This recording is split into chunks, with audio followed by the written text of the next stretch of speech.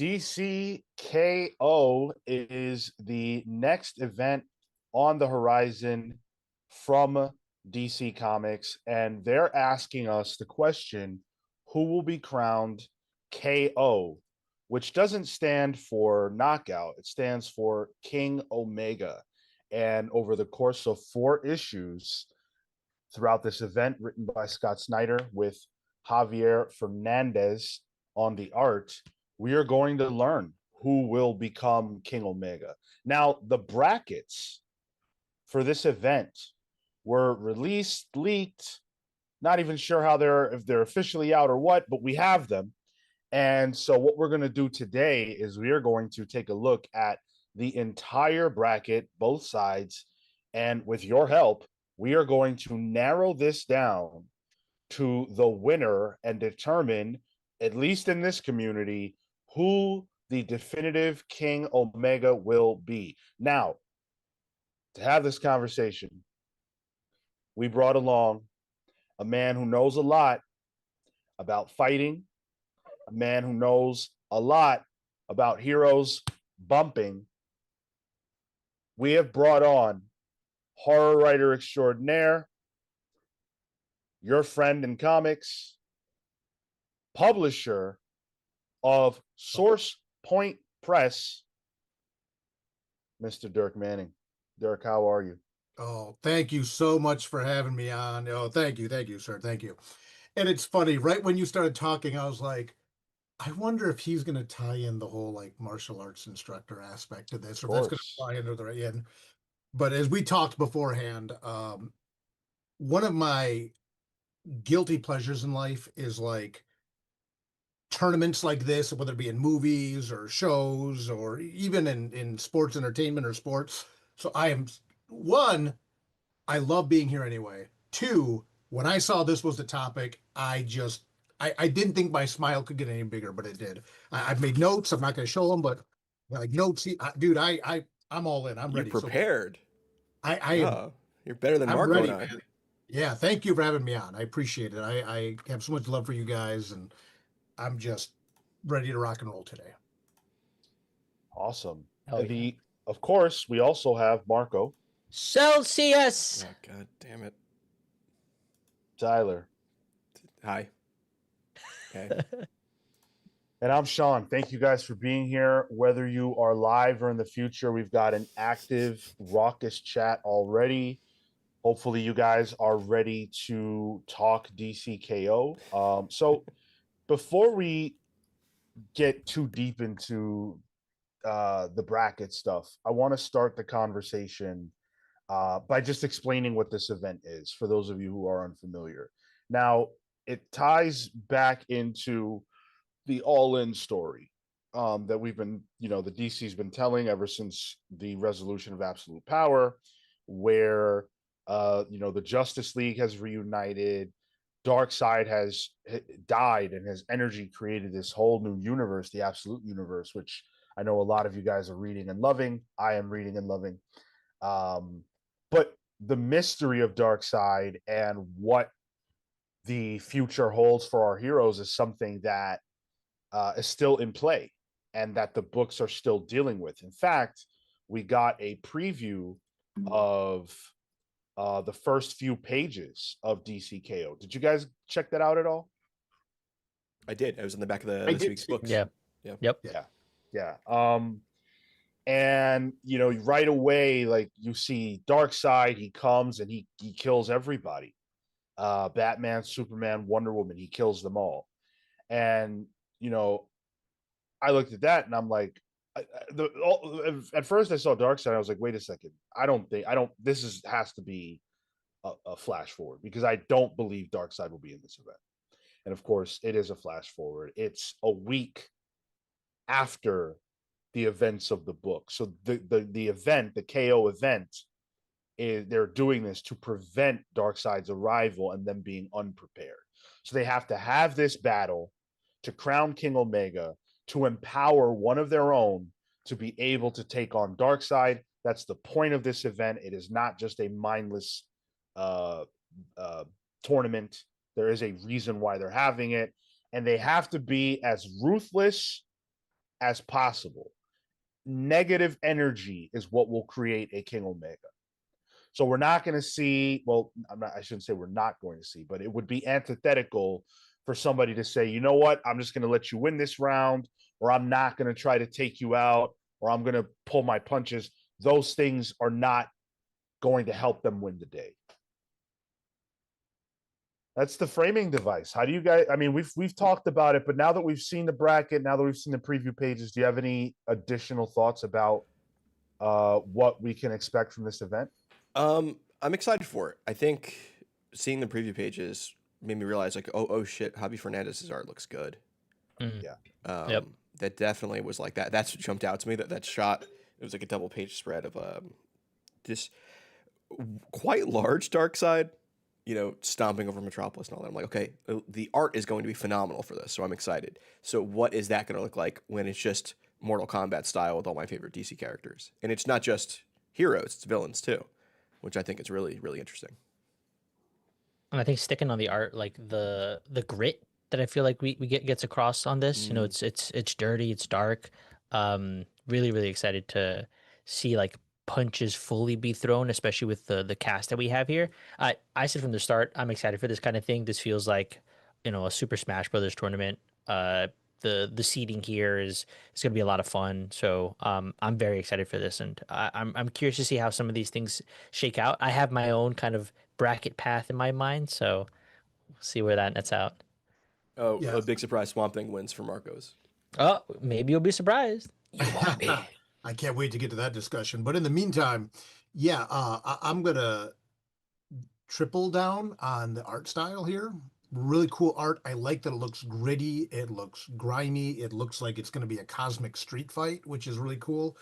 I also like the fact that they have kind of the built-in qualifier or quantifier, I suppose, that you have to get dirty and you're going to have to maybe throw your morals away to do this, because I think that creates a very interesting dynamic for some of these well-established characters about how, take a Superman, for example, right? The elephant in the room. He's the Boy Scout. He's a good guy. Kindness is the new punk rock. Whatever pathway you take, truth, justice, the American way, whatever. He has a very clear-cut moral line, but now the question becomes, from a storytelling aspect, I think this is fantastic. Does the character bend that line for the greater good of winning this tournament, as opposed to stop someone else from winning it and then getting super chaotic, right? So ultimately, this is all a gimmick, but that's fine because it's a well executed one, and I'm very, very intrigued by this. And there's that one added twist too. It's that they can bring one weapon. Everyone can bring one weapon to this fight. We know 2 weapons so far, right? We know Superman has tiny suns attached to his fists, which that's unfair. Come on. Right. And then Lobo has Bane's venom. That was seen in some previews as well. But that's going to be an interesting thing to see what we think these guys will bring with them. Mm-hmm. But they can't even, because like something like a cyborg, like his whole body, like what do you do to amplify that? He is a weapon, yeah. Yeah. I mean, that's the thing that's a little odd. Like, they're all weapons. Like, I feel like Superman punching you with just his bare hand is enough. Flicking you is enough. Yeah. Connor with the 499 pounds says, first time I've caught the show live in a while. Looking forward to the conversation. Plastic Man for the win. Thank you, Connor. Really appreciate that. Glad you're able to catch us live. Plastic Man. Hey, could happen. We'll see. Could be the one.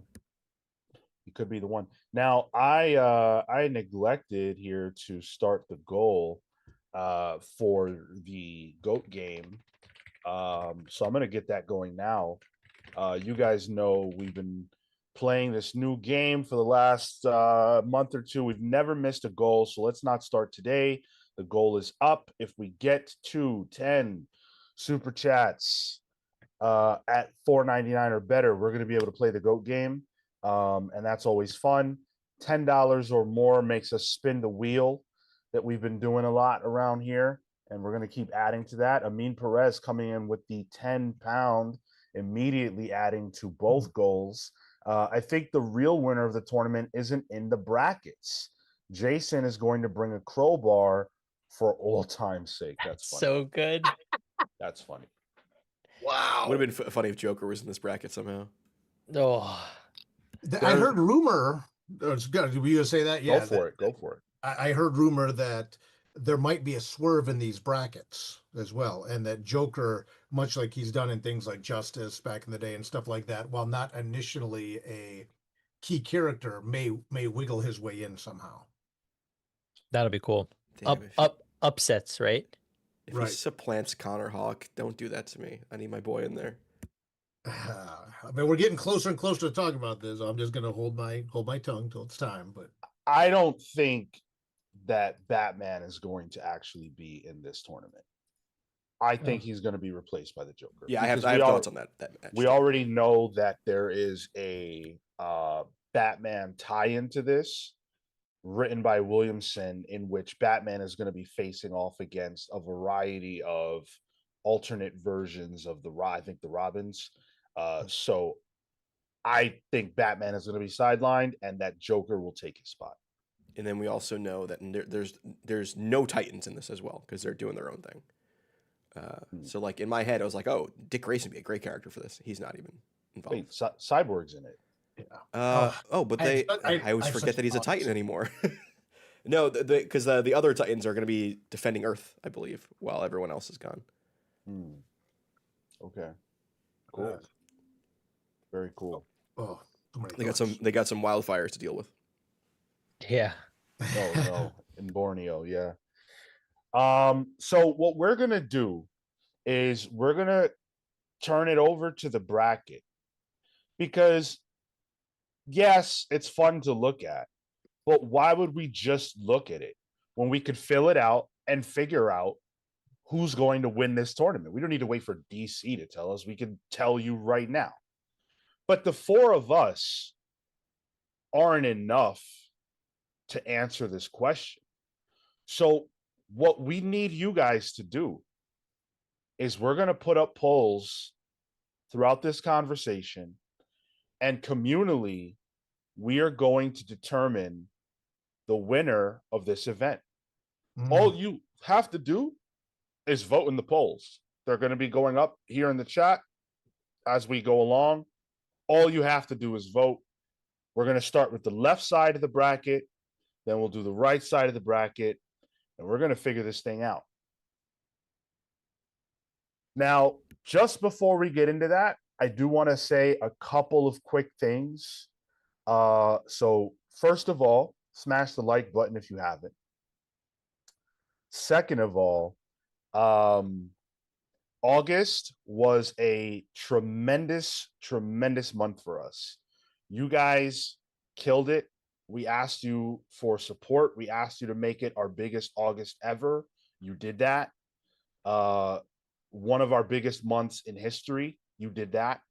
Thank you so much for all the support and love. And I told you September was going to be a big month for us. I wasn't lying. You may have noticed on the YouTube channel, we've been dropping videos every day. We are in your face. All September long, that's what it's going to be. Every day, every weekday, you are going to be able to see us in some form or fashion, whether it's a live video on Thursdays and Saturdays, whether it's an interview, which we've got a big one coming up, we're going to tell you about a little bit later, whether it's pals previews, whether it's evergreen videos that are going up every day. Keep it locked to our YouTube channel. We are feeding you good. Hopefully you don't get tired of us, because this is going to be all September long. We've got great guests like Dirk Manning coming on board. Big month for us. Stay tuned. Keep the support coming, and we will keep all the great, hopefully great videos and stuff coming your way. So thank you, And guys. can I say, as a fan, I'm one of those people that a lot of YouTubers don't like because I'm so stingy in my subscriptions. And I don't know why. I know it makes no sense. But look, you may be like me, that like I try to avoid doom scrolling. I try to avoid notifications as much as possible, things like that. But some time ago, I subscribed to the Comics Pals channel. And the thing that I have found is that I love seeing when your stuff pops up because it's something that brings me, I don't know how else to say this, wholesome joy, right? thank It's not some notice of some terrible thing or someone just trying to, what do they call it? Like engagement farming. It's like, oh, here's a cool thing that people I like are doing, and I can go on it and I can watch it. If not at that moment, when I get a minute, I know I'm supporting you guys, and it's just something that brings me true, healthy, positive joy. So if you're like me and you're stingy in your subscriptions, I just want to say your YouTube subscriptions. I just want to say one of the best things I did was subscribing to your guys' channel because it just brings me so much positivity. So that's my unsolicited PSA for the day. Until the next one. I appreciate it, Dirk. Thank you so much for saying that, and I hope that other people feel the way you do, where our stuff coming up on your feed is a positive, because that's what we want to do. That's what we're here for. So thank you for the kind words, and let's jump into this. Let's do it. Let's kick things off, and we're gonna start at the top. All right. So Marco, if you could be in charge of the polls for me, please. We're gonna start with Superman and Giganta. Now, I'm out the gate. This seems unfair. There's 0.0 chance Superman is losing this. Giganta's cool. She gets really tall and big. Superman's gonna fly up and punch her right in her face with the power of 1,000 exploding suns or whatever he's got on his fingers. And that's going to be a big old DC KO. I don't know. I remember Doomsday Clock. Remember when Superman meets Giganta, and Yes. he's looking up at her and it looks like he's about to say "mommy." He might simp here, and that might cause him to lose. I gotta say. No, it's Superman. This is like the easy one. He doesn't even need to punch her in the face. He could just punch her in like the shin, just cause like a nuclear level like shin splint, stub her toe. But see, I think if the purpose of this is meant to drum up as much energy as possible, he's probably not going to throw a punch. He's going to be the one taking it here, taking the hits, taking the damage, because he can easily clear her out. And so the purpose of this fight, I think, is going to be to drum up as much Omega energy as possible to distribute onto Superman, and then he'll, knock her out. Well, we don't know Or does he do the mercy here and just throw her into orbit and just move on? Sure. Right. But I think we all agree that one way or another, this is a softball. I think this is a way they show how quick and dirty this stuff can go. Superman walks away with this. I mean, there's no point of debating this, I don't think. Amin Perez here, though, says, real question is, Giganta versus me, please. You win. Too early for that, Amin. Oh, it might be the perfect time for that, actually, for you. Yeah, I think you would absolutely clear, as they say. Okay, so we're giving that one to Superman. It looks like the chat is too. I'm going to write down the winners that we choose. Sure. That way we can keep track. Unfortunately, the bracket we have is not interactive. That would be a whole nother level. It's also like 240p. God forbid Bleeding Cool puts out high quality things. But I don't know. Can you imagine if DC creates like an interactive one? They should. Yeah. DC, if you're listening, which we know you are, Mr. DC. That's a gimme. Yeah. That's a gimme, but yeah, interactive bracket that people can share online. Come on. Then they have a DraftKings endorsement as well. Kalshi, put your bets in. I was about to say Kalshi. Yep. Atomic Hound says, this is so good, I may need a trip to the liquor store. Listen, Hell, this early where you are. 5 o'clock somewhere. Let's get it. Ice cream for breakfast is also an option. There you go. And that sounds like Hound's Alley too. So double dip. Yeah, that's what I'm saying. All right. So round one, pretty simple. Let's talk about round two. Captain Atom and Power Girl. I feel like that's a pretty interesting one, actually. Captain Atom I don't like Captain Atom. I think this is just to make Power Girl look good. I think that the real fight is Power Girl versus Superman. I think that's something we probably wanted to see for a while. So sorry, Captain Atom, you're getting jobbed out here. Captain Atom has so much power too. He just doesn't know how to use it. So I feel like he's gonna fuck up. He's gonna step on a rake somewhere. That's good. I kind of agree.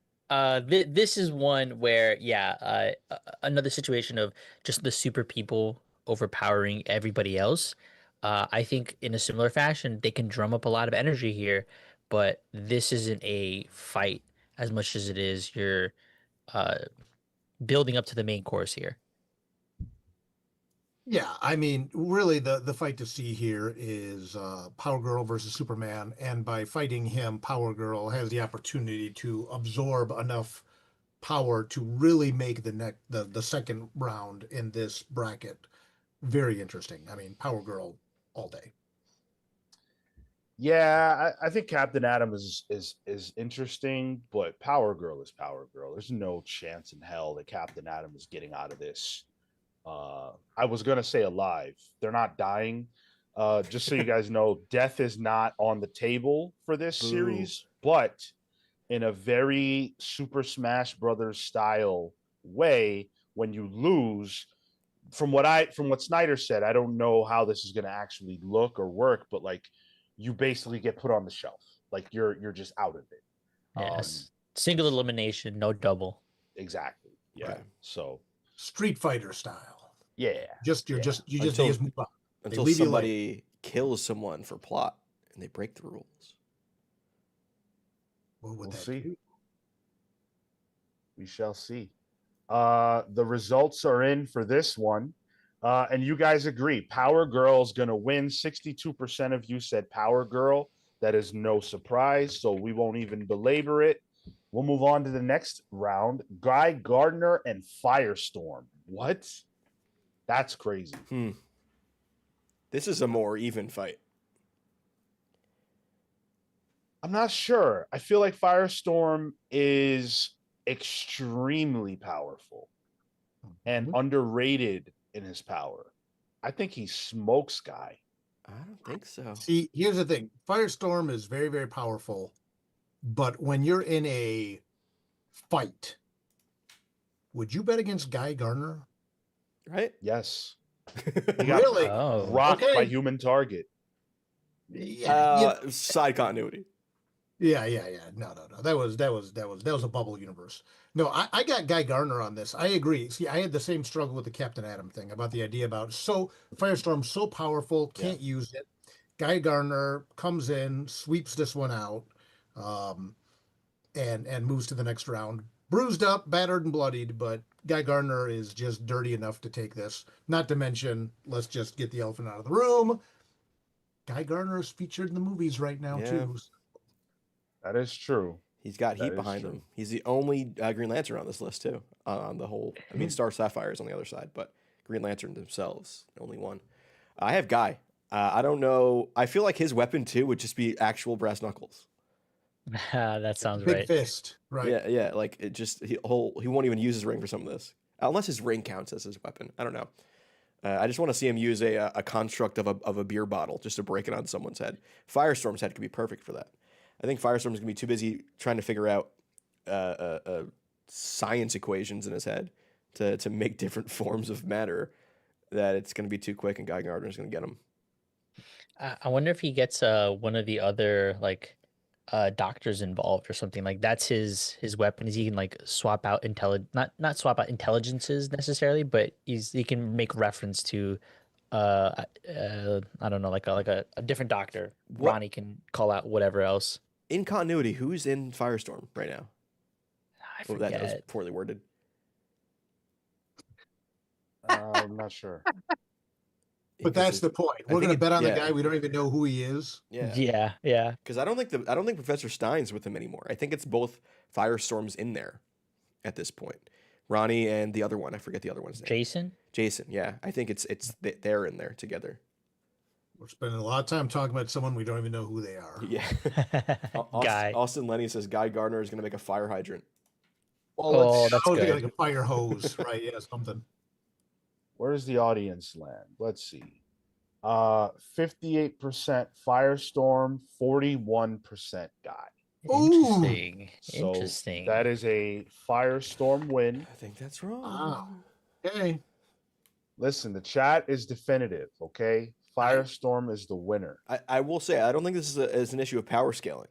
This is all plot. This is not Doesn't matter. I know. Stop trying to sway the people. I'm gonna. Doesn't matter.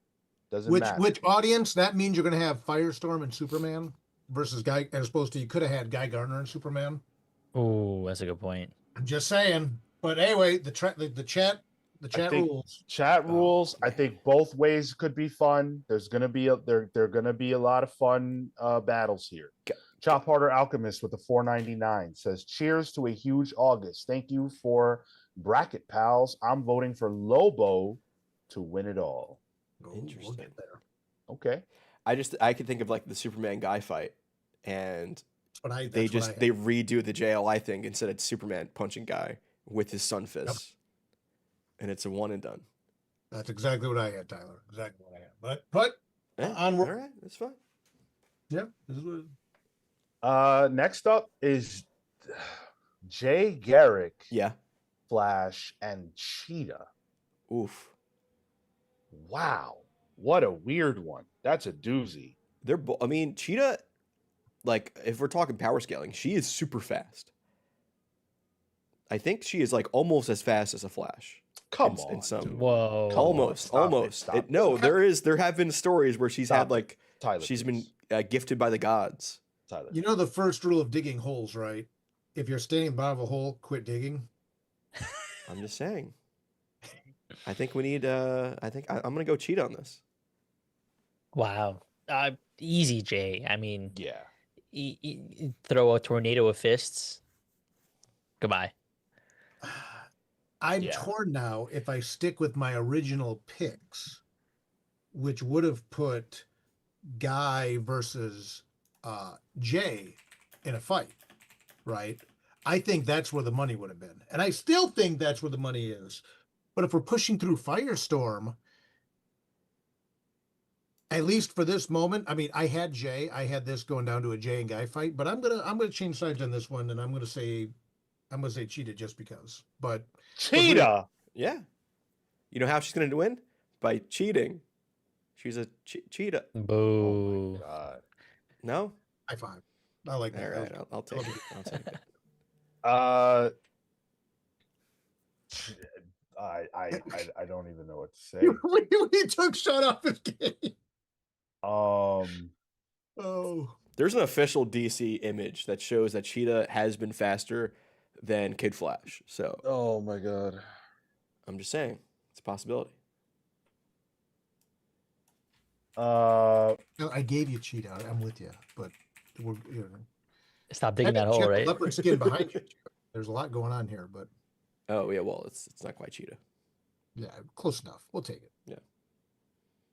All right, let's close the poll. Chat says Cheetah wins. 53% There we Cheetah, go. 46% Jay Garrick. Okay. Go have your tapioca Hey, pudding you- instead, Jay. You got your Firestorm, Sean, so I don't want to hear a lot of I didn't say anything. I didn't say All anything. right. I said Ooh, okay. what if she gets her Your thing? In Facebook the, volumes. what if she has the power bank, Sean? What if we fast flash forward and she actually What stole what is that her weapon gonna be? See, there's a lot. Anyway, we Yeah, got we don't know the weapons, so that does definitely factor in, and I'm sure there will be some loops thrown in based on that.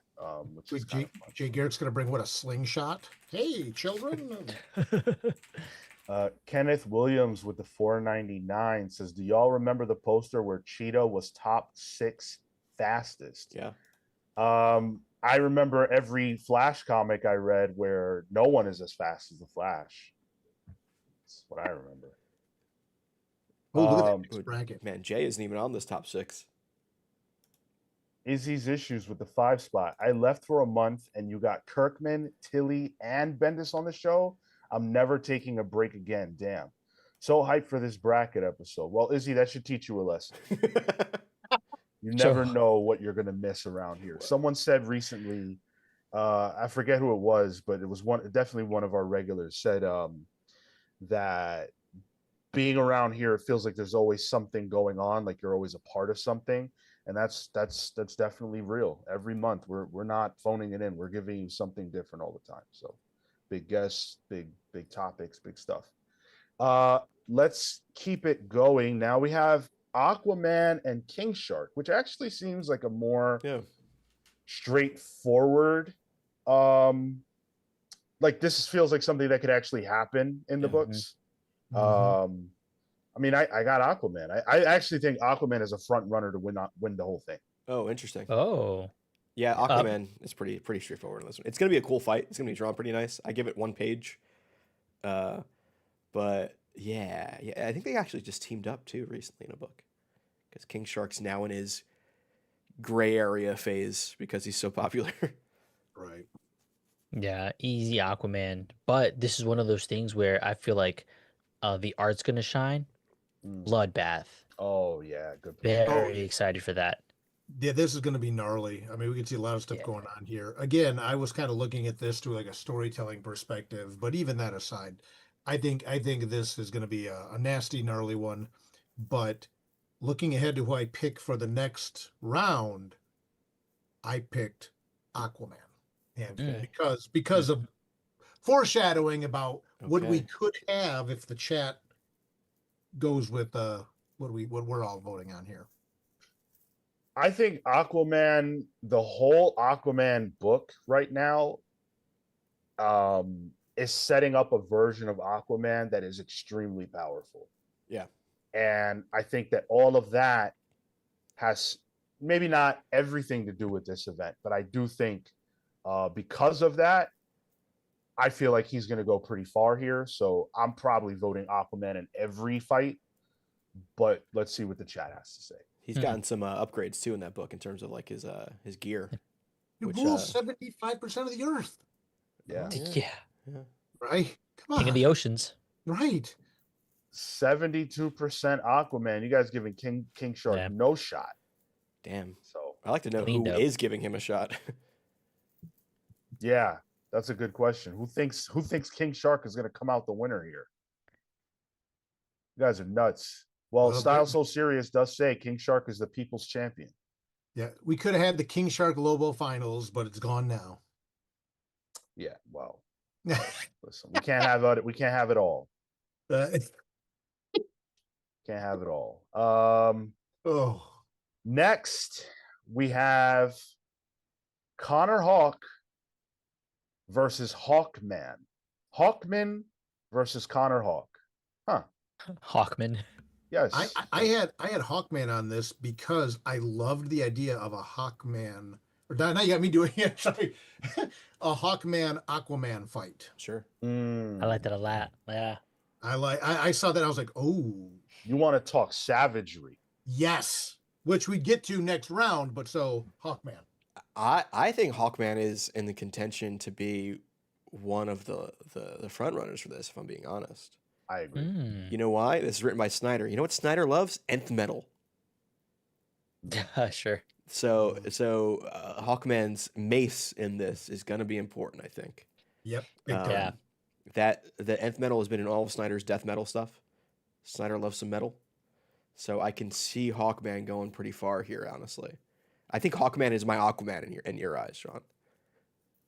Yeah, and that makes sense because I do agree with everything you said about Hawkman. I would like to see him go far. I love Connor Hawk though, man. It's cool seeing him on here. This is like when you in like wrestling when they throw like everyone's favorite cruiserweight in a heavyweight tournament. Yeah. It's like, oh, cool.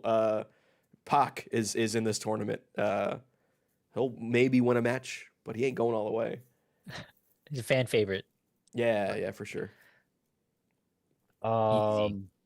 Yeah, right. I think we're all on the same page here. Yep. Hawkman? Yep. Okay. All right. So the chat agrees with us. Not even going to belabor it. 72% of you voting Hawkman, giving Connor Hawk no chance. Damn. In a battle of Hawks, Hawkman is superior. This next one I'm upset about. I'm not happy with this. Getting jobbed out. Like so typical and frustrating. They put Black Lightning, one of what 3 black people on this whole fucking thing, up against Lex Luthor, who is obviously not losing. What the hell? It's a matter of the fight being put up here. I agree with you. I'm not saying it's right to take the L, but Yeah, you're not gonna there's no take out Lex Luthor first round, especially when he's at the bottom of a bracket with Superman. Yes, that's the thing. yeah. He's gunning for Superman. He wants that match. Mm-hmm. Yeah, I mean, it's Lex. I think Lex, storyline wise, could win it all for sure. Because I think this is kind of being propped up as a Superman story with all the marketing. You know, Superman's front and center and all of it. And I think there's got to be a swerve. There's either going to be a huge upset or a swerve somewhere. And I think Lex winning it all could be the swerve. Oh, interesting. I definitely think that he's going to make it far because we want that we want that fight between the two of them. Sure. The only thing is that Lex right now isn't bad. So unless they're planning on pulling the trigger on making him Lex, it may not serve them for him to win or go far. So I'm very interested in that part. I think based on another announcement that we'll be talking about at the end of the show with a movie, I think a good Lex is something they're looking forward to. And cementing him in that kind of asshole but for Earth and for its savior role. This could be it in the comics too. Which he's always been in his own eyes. Yeah. Right. He's the man of tomorrow. Mm-hmm. Amin says he is bad right now after the last arc. That's not the impression I got. It's a clone, right? Arc. Yeah, that wasn't real. Lex is still good. I'm pretty sure. There's bearded Lex and then there's clone Lex. Yeah, beard Lex is a good guy. That's our main guy. Unless I'm mistaken, it's always possible. But what are we saying? I'm saying I'm gonna say Lex. Yep. Yeah. Sorry, Black Lightning. All right, that's 4 for Lex, but the chat is going a different way. I think this is the first time that the chat has gone a different way than us. Yeah. Whoa. Yeah, they say Black Lightning, 5% difference, Wow. but 52% of you say Black Lightning. What? That ruins our entire bracket. That wrecked my bracket. Yeah, that destroyed. I had Lex going to the finals. Same. Wow. Yep. I'll say it. Wow. I'll say it. That's crazy. Yeah. Okay. Okay. Lightning right, can chat. beat machinery, and this is what I'm saying. Wait, we can't chat, be doing are a you power just scaling being- thing. Is the chat being contrarian right now? Let's just get this out of the way. I mean, are they just trying to to rile us up? I think they're going on a power scaling thing, Okay. which I'm not does, trying to, does I'm not not trying to work cast storyline. aspersions. That doesn't explain why Cheetah beat Jay Garrick. She's These more people are powerful. crazy. Official People are DC stats show her crazy. as being faster than Jay Garrick. Oh my god. I apologize. I let my emotions get in the way with that comment. And I apologize. No, Wow, no, please. don't apologize. This chat's wild right now. I was channeling my inner Sean there and getting really passionate for a moment. I apologize. I directed. You got a soapbox? that he probably does in that room of wonders. Listen, there are 115 people here right now. right, Some of them are fucking trolls. Okay. right. I healed out for a second. I apologize. It's fine. No. We need a heal. Yeah. Oh, It's no, we got like no, a fatal look, four-way no, going no, on right now. I'm done playing the heel because I play it too well. Then people believe it. That's the problem. Okay. So That is true. And the top hat and scarf don't help. I- Hey, right, by the right. way, listen, hit the like button, subscribe to the channel if you're not. Let's keep this thing going. The last fight in the first round on the left side, the Demon Etrigan against Supergirl. Do not do Supergirl dirty. Don't do it. Oh, what are you talking about? Hello. What the are you talking about? The demon, bro, magic based? I Bro, thought this was It's the a easy good fight. point. It's a good point. Supergirl? You That think doesn't they're going matter. to job Supergirl round 1? They're No, gonna. She's gonna put up a good Guy fight. right there. My Garrett the Demon. You already got Superman. You already got Power Girl. You Agreed. Got Supergirl too. Agreed. Sorry. No offense. Agreed, Dirk. You don't need a run. You don't need more women? Is that what you're trying to say, Dirk? Jesus God, come in. There's the real heel. There it is. One of us voted against Cheetah, and it wasn't me. It's Oh. true. That's true, but true. Jay Garrick is representing the elderly, and they deserve respect. I say the furry Hey, community also You deserves see the respect. gray? They You don't. see the gray? See the gray here? You Believe see, me. you see the gray. That's Sean's gray is pretty prominent. Listen, the demon. I Hands down. 100%. I not maybe not hands down. I mean, Supergirl I think is going to put up a good fight, but again, we're talking a nasty, lean into your evil moment. Be gone, the form of man. She I'm has more a interested. movie. Yeah, I know. I get it, and I went with that earlier, but the demon. I think, I mean, this is a bracket where it could have been Lex versus Supergirl, but now it's going to be Black Lightning versus whoever. I'm more curious to see if Snyder writes an iambic pentameter. That's what I'm really curious for. I hate when people wimp out on that. Like, you got to do it if you're writing the demon. It's his rank. Yeah, exactly. Right. But Exactly. it's got to be Supergirl for me. Like, there's no like, now that Lex is off our ranking, I think Supergirl's going. No. She's getting the movie push. It's the I same mean, reason you Guy could Gardner's have- on this list instead of Hal Jordan. Right. You could have Supergirl versus Superman, which would be some really interesting storytelling. I give you that. Yeah. And chat rules, but I'm voting with my heart, the demon.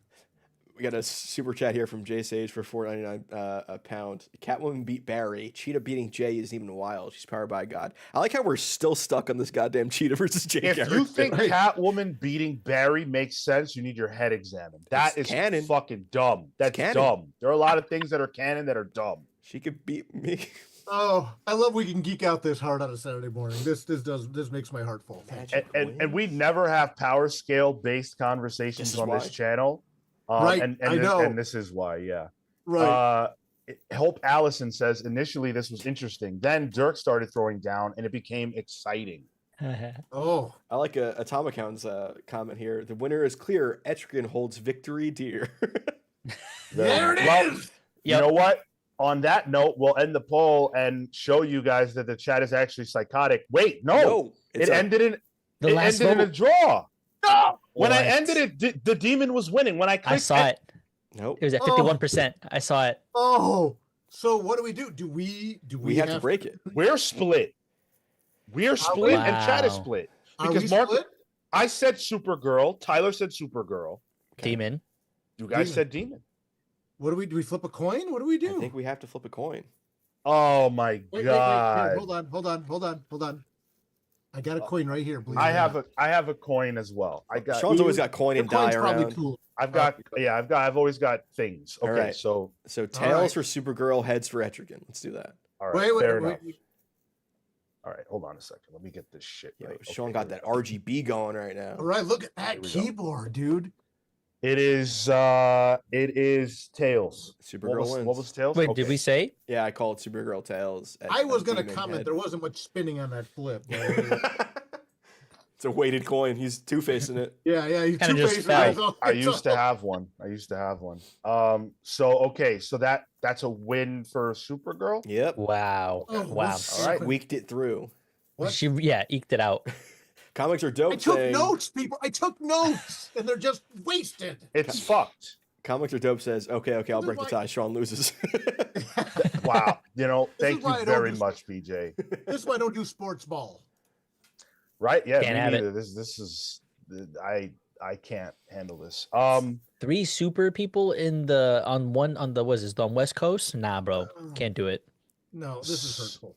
So I'm sorry, Etrigan. I did my best. So we'll shift over right to the right side of the bracket, or do we just run through this? I say we just run through this. Run But through no, it. Okay. you go to the right because you're going to start to close in. Yeah, Yeah, okay, yeah, all right. I agree. Screw my That's Sorry, fine. I mean to step on. I don't mean to be again. I don't want to be a ungracious host, but No, yeah, okay. We'll do that. Tyler, you take your time getting that I situated. already have it. Okay, all right, very good. That wasn't a coin flip. What do you mean that wasn't a coin flip? We're gonna Thank argue you. about the coin flip now? who said that? Who said that? Cole, that douche. You're gonna tell me that Thank you. wasn't a real coin flip now? That was a coin flip. Did it do 3 rotations? I It don't did think- at least 3 rotations. I know how to flip coin. I know how to flip coin and I know how to roll dice. I am a longtime card player. Don't put that shit out there, Cole. Damn, it's gonna make your way to the card tournament you go to. Jeez, your Oh. reputation is gonna be ruined. Yeah. mean, I wasn't even sure it left your thumb. I thought it just kind of fell Oh off. my I saw it fall. Frankly, You guys I are saw it fall. driving me Hey, crazy. just for fun, Sean, just for fun, flip a coin again. You got it. Don't You got lower it. the camera. No, Don't just- lower the I wanna camera. see- yeah, we wanna see some It doesn't rotations matter now. on it. Just You want to see? Okay, here you want to Yeah. see. Here we go. That it flipped. didn't flip. Yeah, no, Yes, it it did. What are you talking about? It coin definitely flop. flipped. Arced. It definitely Arc. flipped. It was a coin flop. It was more Oh it was my a coin god, flop, you guys really. are driving me fucking crazy. It flipped. That was It a little flipped. better. That was a little better. Yeah. Barely. Oh let's my move on. god. Oh my god. All right, That was listen. a coin. I've never seen a coin flop. Jiminy Christmas. A coin flop? Yeah. Not even a right? flip. It was a flop. I've never heard that. I've never heard that phrase before. We're close enough friends that I can tell you what everyone else is saying. The Order of Dylan says on Earth 2 it landed heads. Cool. Uncanny Suit with a 4.99. Y'all did my boy Etrigan dirty. My morning is ruined. That wasn't an iambic pentameter. No. Do another super chat. Yeah, yeah. You're gonna talk about how big of a fan you are. You didn't even fucking write your chat right. Uncanny Suit. Anytime anyone Now I'm does on your anything, ass. anything demon related, it's got to be an iambic pentameter. Obligated to. I think it has to. Yeah. Unreal. Okay, let's get into the right side of the bracket. Wonder Woman versus Starro. Don't start. Don't start. This feels like some fanfic that somebody wrote, and I do not want to see this fight. Oh, There It's will be Wonder no Woman. hentai comments in the super chat. Yeah, no, don't say stuff like that. well, Weirdos. now somebody's gonna do it. No, I don't get thrown off of a YouTube here. Flipgate Wonder Woman. 2025. Yeah, it's Wonder Woman. It's Wonder Woman. It'd be Yeah, a cool Wonder Woman. fight. It'd Yeah, be cool agreed. to see her like take down Starro single-handedly, even though Justice League in the first appearance couldn't do it as a team. Yeah, this is a chance for Wonder Woman just to go beast mode and really establish herself as like the warrior and Yeah. one of the warriors in this one. Does she Just chopping bring? the Starro part. Does she bring the lasso or does she bring her sword? Mm. Or does she bring something else entirely? Axe. Yeah. Mm. Yeah, something. Oh. She could bring that one villain she has is narration boxes instead. Really fill up the page. Tom King, right? This is the perfect chance for Starro just to get chopped to pieces, make it I brutal. like Starro. Yeah. I want to see Starro. I do get too, but that's what's going to hard. make it matter. But Starro I doesn't hate get Starro. murdered. He'll be fine though. You can chop him up. He grows back. Don't they grow back? I think so. All right. I hope they don't. I hope they. Uncle Sam with the 4.99 said, "Hey pals, are these just the current versions of these characters? I'm surprised DC didn't do more with the time is broken aspect when creating brackets." That's a reasonable point. Uncle Sam is talking about Uncle Sam. Thank you for the super chat, Sam, by the way. Uncle Sam is talking about the fact that time is broken and there are all these time displaced heroes like Batman Beyond and Jonah Hex and others who are stuck in our timeline, but they're not going to fight for us, I don't think, not in that way. So I understand why they chose to keep it to current versions and everything else. But yeah, this is totally straightforward mainline versions of these characters. And while DCKO is going on in Justice League Unlimited that Mark Wade's writing, Mr. Terrific is leading those team of characters to do something else. So those guys are happening, just not really part like of this. Yeah, they're honoring that continuity, which is really cool. That's fun. Superman, Electric Blue Superman's hanging out now. Oh God, look at that! We found the real. Look at the chat. Wait, where? You'll see it. Jay I think it was Sage. J Sage. Yeah, J Sage with the 199 pound. Maybe Sean is the real King Omega. Holy Yeah. hell. Yeah. I might be. I would love it. Throw me in the bracket. What are you bringing? What's your weapon of choice? A coin, clearly. It's weighted. I'm bringing my copy of fucking 10 of Swords. Oh, that is I'm weighted. bringing my omnibus of the 10 omnibus. of Swords. I'm going to Yeah. bludgeon people to death. Someone said that wasn't a regulation coin flip. Do I fucking look like an NFL referee? Oh, Mister, I play cards. I did all these things. I'm a Yeah, coin that flipper. doesn't mean I get paid $100,000 to flip a fucking coin. Anyway, YouTube clip in the making of just the supercut of Sean going nuts over his coin flop. I can't even call it a flip in good faith. oh my god! All right, well, You said you were going to play heel. I know, I'm sorry. You're right. Hold on. I should have had ice cream this morning. All right, hold on. Wonder Woman is flipping Starro. 88% Oh, that's of the you biggest one. say Wonder Woman takes it. No one, well, barely anyone giving Starro a shot. as it ought to be. Entertaining with the 5 spot. Thank you, brother. Says Diana's weapon of choice is the resurrection of Steve Trevor. Sean, if there's another draw, Dirk flips the coin. Why are you guys? Well, we got to see Dirk's flipping skills. This is your chance. If his flip is bad, then you get to go right back at him, Sean. Oh, shit. I didn't think about that. A lot of pressure. Yeah. CW Gordon says Sean's coin flip is worse than Kale's backflip. Maybe he needs to take lessons. You know, that's funny. That's funny, CW Gordon, but the problem with your theory is that we never saw Kale's backflip. He promised it, we paid for it, and we never got it. Sean, at least you didn't get hurt doing the coin flip. That's true. Exactly.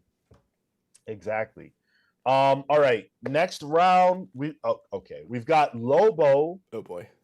And Plastic Man. So Lobo is venomized out at this point. That much we know. This is the info we have. But I'd argue Plastic Man is one of the most powerful characters in DC. And Snyder has an affinity towards him. Wasn't Plastic Man the big egg in Death Metal or something like that? Something like that, yeah. One of the medals. Plastic Man was. Snyder knows how powerful Plastic Man is. But here's. Go ahead. Sorry. I was just gonna say Lobo gets the push though because he's gonna be in a movie soon. So. Not only that, I think this is another opportunity. Again, I'm looking at this, I hate saying something like this because it sounds so pretentious, but from like a writing perspective, I think this is another opportunity just to have a effing Savage. Sure. And just have Lobo rip the shit out of Plastic Man and just use him like toilet paper, which maybe would set literally. up your, well, yeah, literally. Yeah, exactly. It's a Lobo thing to do. Which would set up your Savage Lobo versus Savage Wonder Woman, next round. Oh. So to me, I like Plastic Man a lot. Yeah. But I think you got to have Beast Mode Lobo because after you see Wonder Woman just trounce Starro, now put her up against a bad MFer. Interesting. Yeah. I like that. The Wonder Woman Plastic Man doesn't hit as hard when she just demolished Starro. But see, I was thinking this being the underdog, he upset after upset, and he kind of makes it into whatever the semis there. So I was thinking Plastic Man for this one, and then for the next round, I was thinking Plastic Man as well for that. Oh, look at the way he's making a run. You think Plastic Man beats Wonder Woman? I think there's some kind of quirky potential to be able to do something interesting with that. I hate the term quirky potential. Yeah, it's a creepy fight. I really want to see Plastic Man win. I like Plastic Man a lot, and I think there's a lot of quirky potential. No, but it's Lobo. He's got to move, or he's going to be in the Supergirl movie. He's kind of cool. I mean, I don't like him, but he's kind of cool. Ian once wrote Lobo from Anthrax, so I mean that's metal. But yeah, what's your take on Lobo, Dirk?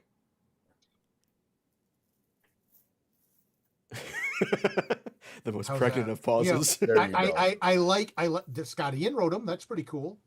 I guess the guy that was on the Public Enemy song. Wow, yeah, that guy. Sean, I'm gonna take all my heel heat energy off of you, Sean, and move it down to Tyler. Oh no! There you go. Insulted Anthrax. Lobo. I think Lobo suffers from. I don't think there's very many bad characters per se, but I think Lobo kind of suffers from the Deadpool factor. Yeah. About the fandom behind him. I think in a way was almost made it hard for me to appreciate the character as much as I should have. He's a certain archetype character. There's a lot of cool stuff to do with him. I think we're going to see an explosion of Lobo cosplay after that Supergirl movie comes out. I think we're going to see the Deadpool effect on Lobo. So I think Momoa is going to kill it as Lobo, but I was never big into like the super tough guy characters, but for what he is, I mean, that's about the most alpha type of that character you can get. And that is the most anyone has ever talked about Lobo in succession. Now, I am saying that Lobo will win. But the chat isn't. The chat is saying something very different. 55% say Plastic What? Man, Wow. 44% say Lobo. So there you go. God. Okay. Can we All never right. do power scaling on the show again? I mean, to be fair, Wolverine beat Lobo too. So Wolverine beats That everyone. that I see that though. Yeah. I see this too. I could see Yeah. Plastic Man winning this. I I don't like- think this is that big of an upset.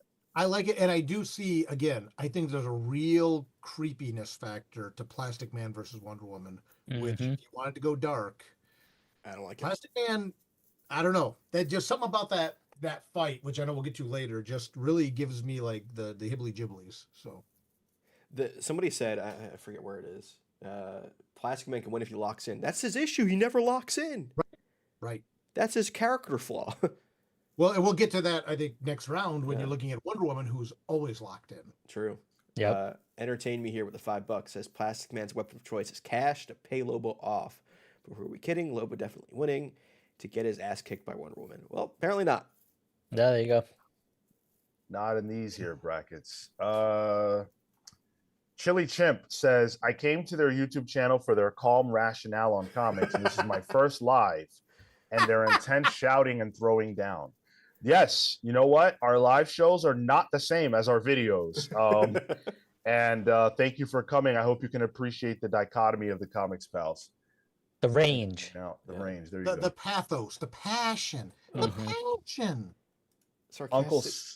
Go ahead, Sean. Uncle Sam with the 199. Surprised Sean isn't making bets for these brackets.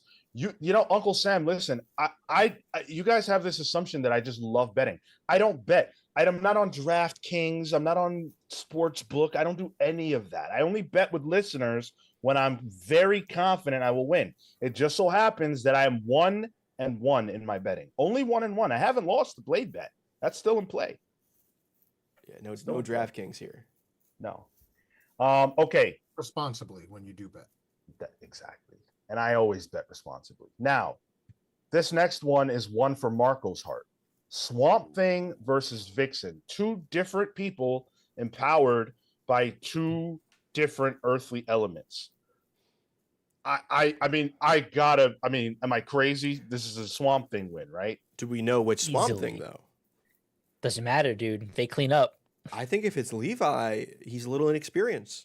Vixen has him on terms of an experience, if that's the case. Vixen is a fashion designer Wow. who cosplays as a hero. No, she can be any. That is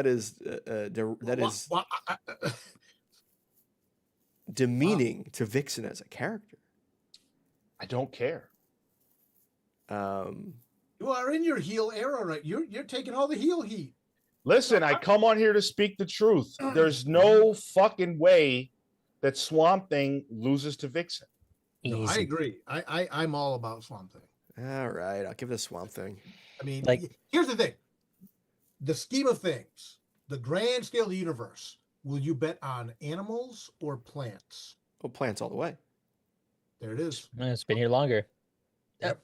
Also, and like what? She has the mimicry power. She can turn a little caterpillar, eat the green. Like, it's no contest. But then what? Then the green comes through, right? Wait, are you betting against Swamp Thing right now? No. Oh, okay. He's saying what the hell can she possibly do? Well, that seemed like a plausible way of her beating him. Actually, you She said- joke, but I'm because like, hey, then if she she would be possessed by the green. There you go. Now she got stuff Oh. inside easily, and Yeah, there's no, we've seen that movie. oh, and Yep. then he just makes her have to go to the bathroom instead.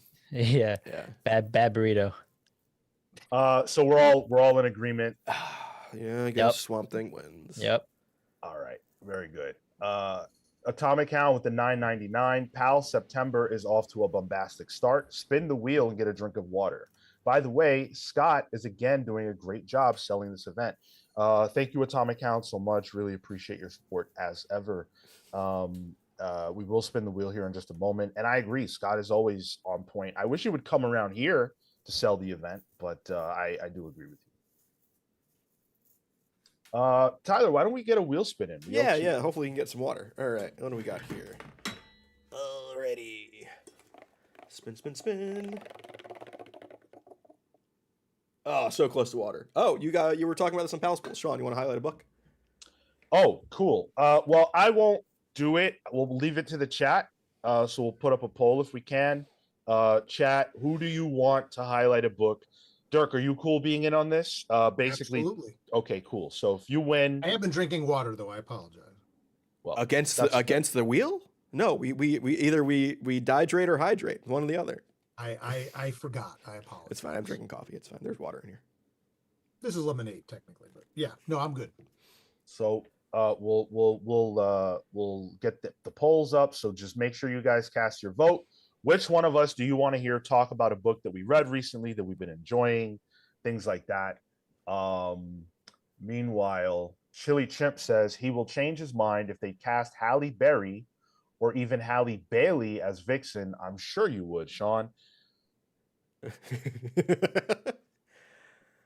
You're new here. You don't know the gimmick. I think. He got me. I think he might have gotten you there. Yeah. No, he didn't get me. What if He Vixen? doesn't know the gimmick, man. I'm not Dr. Umar, brother. Oh. Jay Sage with the 199 pound. It's the red versus the green. The red wins. No. Not in this room. I don't know about that. I don't know. I don't think ever. Has no. Nope. Yeah, who's next? What we got? Oh gosh. Chat overwhelmingly chose Dirk. Well, Chat overwhelmingly chose Dirk to highlight a book. Oh. Do I do it right now? Yeah. Yeah. Floor is yours. I shouldn't do it, and the chat may regret this, but I'm going to do it.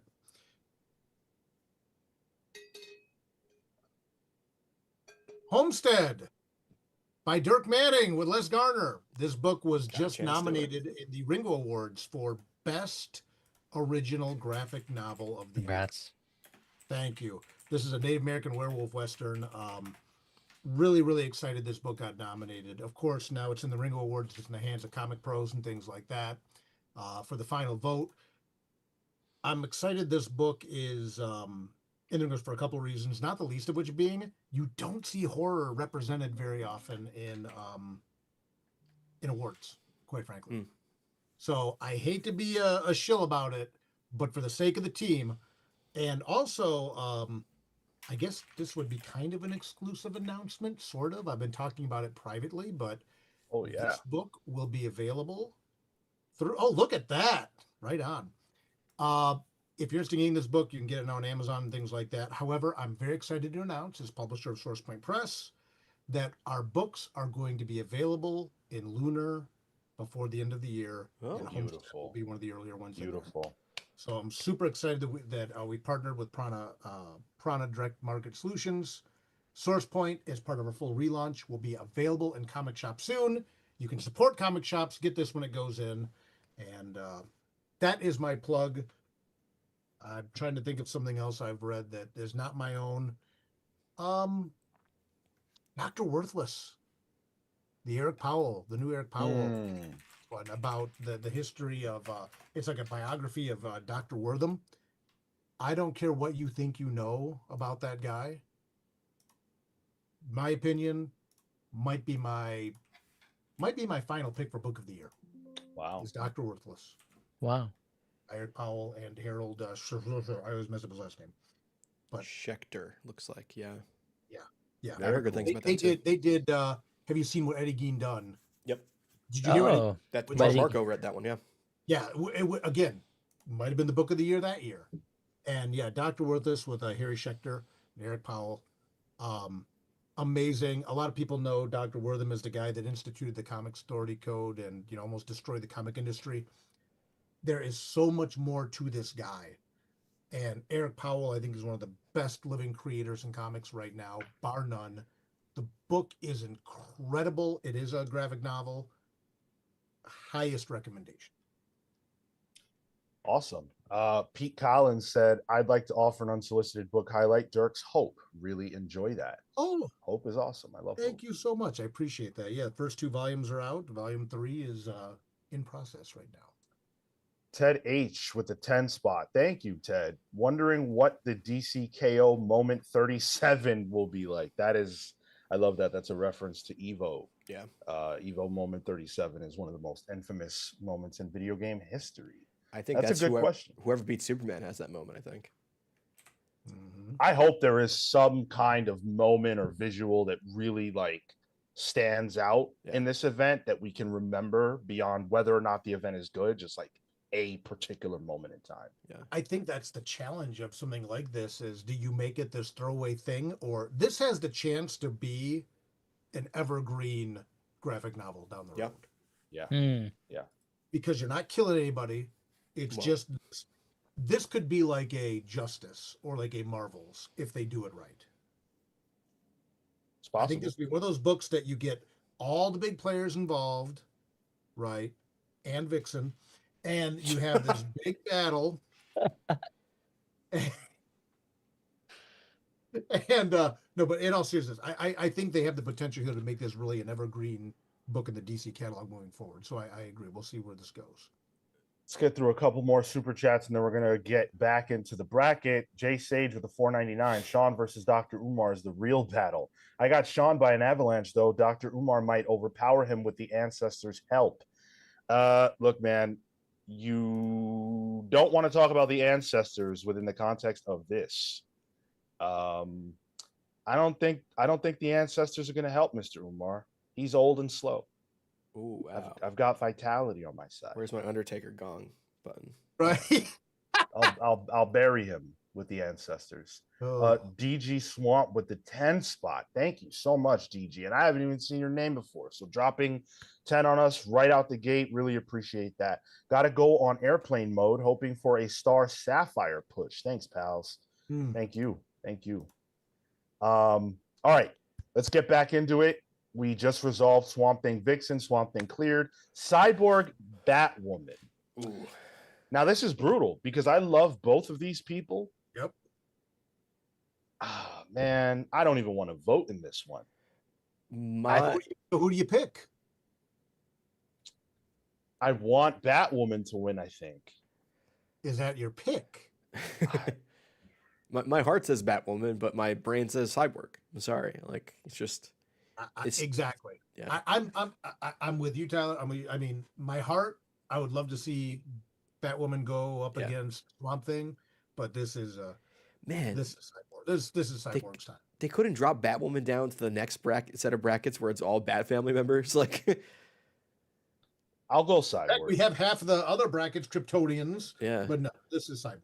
Yeah. Damn, I really wanted. I was gonna pick Batwoman because I think there's a potential to maybe swerve Cyborg's tech. There's maybe some way around this, and I think there's a way to also ensure that brutality. You can literally break him apart, right? And I wonder if there's a way to do that in story. I'm gonna stick to Batwoman. I'll give her the shot. I think there's good underdog potential. Amin says, "What if Batwoman brings an EMP for £2?" Could be. Yeah, I do see a world where Batwoman, Batgirl, kind of hacks through Cyborg somehow. You know, some sort of computer. But no. Yeah, Batgirl maybe. Batwoman though. Batgirl could have, but Batwoman, right? Yeah. I mean, that's what I was playing out. I'm like, no, Batwoman can't do that. So she's more of a jarhead, if anything. Yeah. Yeah, I think it's Cyborg, and the chat agrees. 64%, 63% Cyborg. Wow. Yeah. I mean, again, the biggest thing about this is we don't know the weapons, and the weapons could dramatically change things. But as it stands, I mean, Cyborg is it. He's got it. Cyborg brings some McAfee antivirus, and he's good. Right. Wow. Yeah. Right. Gavin Guidry hanging out with us in the chat says Sean picking a redhead over Cyborg is definitely playing into the war. Look, I just love Batwoman. Sean, you might be barking up the wrong tree on that one, though, Sean. Definitely, but that's okay. I've been there. I appreciate her as her. You know, Next, we've got Batman and Star Sapphire. Now, I do not think Batman will be in this at all. I think agree. he's going to get sidelined. He's going to be involved in something else. I think he will be replaced. I believe he'll be replaced by the Joker. However, for the sake of this bracket, because we don't know that for a fact, we have to play it straight and say that that is Batman. So we're going to do this as if Batman was in this event, okay? So it's Batman versus Starfire. Who do you go with? How much prep time does he have? Yeah. There it is. Easy bat. I'm a Batman. Like I don't think that there's another situation. Like I think Star Sapphire right now is getting a big push, kind of participating in the Justice League, in general. So she has that, star power right now. But that doesn't matter. I think it's Star Sapphire, actually. I think this is the upset one. Oh. If you're going to upset something, upsetting Batman, this is like the 1 seed getting upset first round. And I think storytelling potential is there, which then lets Batman do his thing in the other book that he's going to be doing if he gets eliminated right away. Star Sapphire, a little inexperienced at this point, but she has been working with Hal and has some crazy power that I'd be curious to see. And aren't Batman and Hal always a little contentious too? So can this have a bit of a personal thing going on here? Stick up for her man a bit? I think I hear what you're saying, but I think if we are sticking with Batman, I think having Batman lose a first round battle is going to turn on. I'm going to, again, writer's perspective, going to get you go home heat. Yeah. Mhm. Not good heat. Yeah. I would, if I could pick Joker, I would. If I can't pick, because I think, again, looking ahead a little bit, I think that you could have a path to a Joker Harley fight, which would be one for the ages. Oh, wow. Yeah. Right? Yeah, that's good. But since that's not an option, apparently, I would go Batman. Batman clears. Batman clears, and chat is psychotic. Chat right bugging now. out. Hopeful. I'm gonna close the poll, but you guys are fucking crazy. I don't even know what to say to this. Chat has Super or Star Sapphire winning. All right. Tyler, you walked away at a good time. The headphones aren't in yet. Oh. The power of love has won, Tyler. Yeah, Tyler. Yeah, you walked away at a good time. No, I turned my speakers on for this. I had to run away real quick. Oh, okay.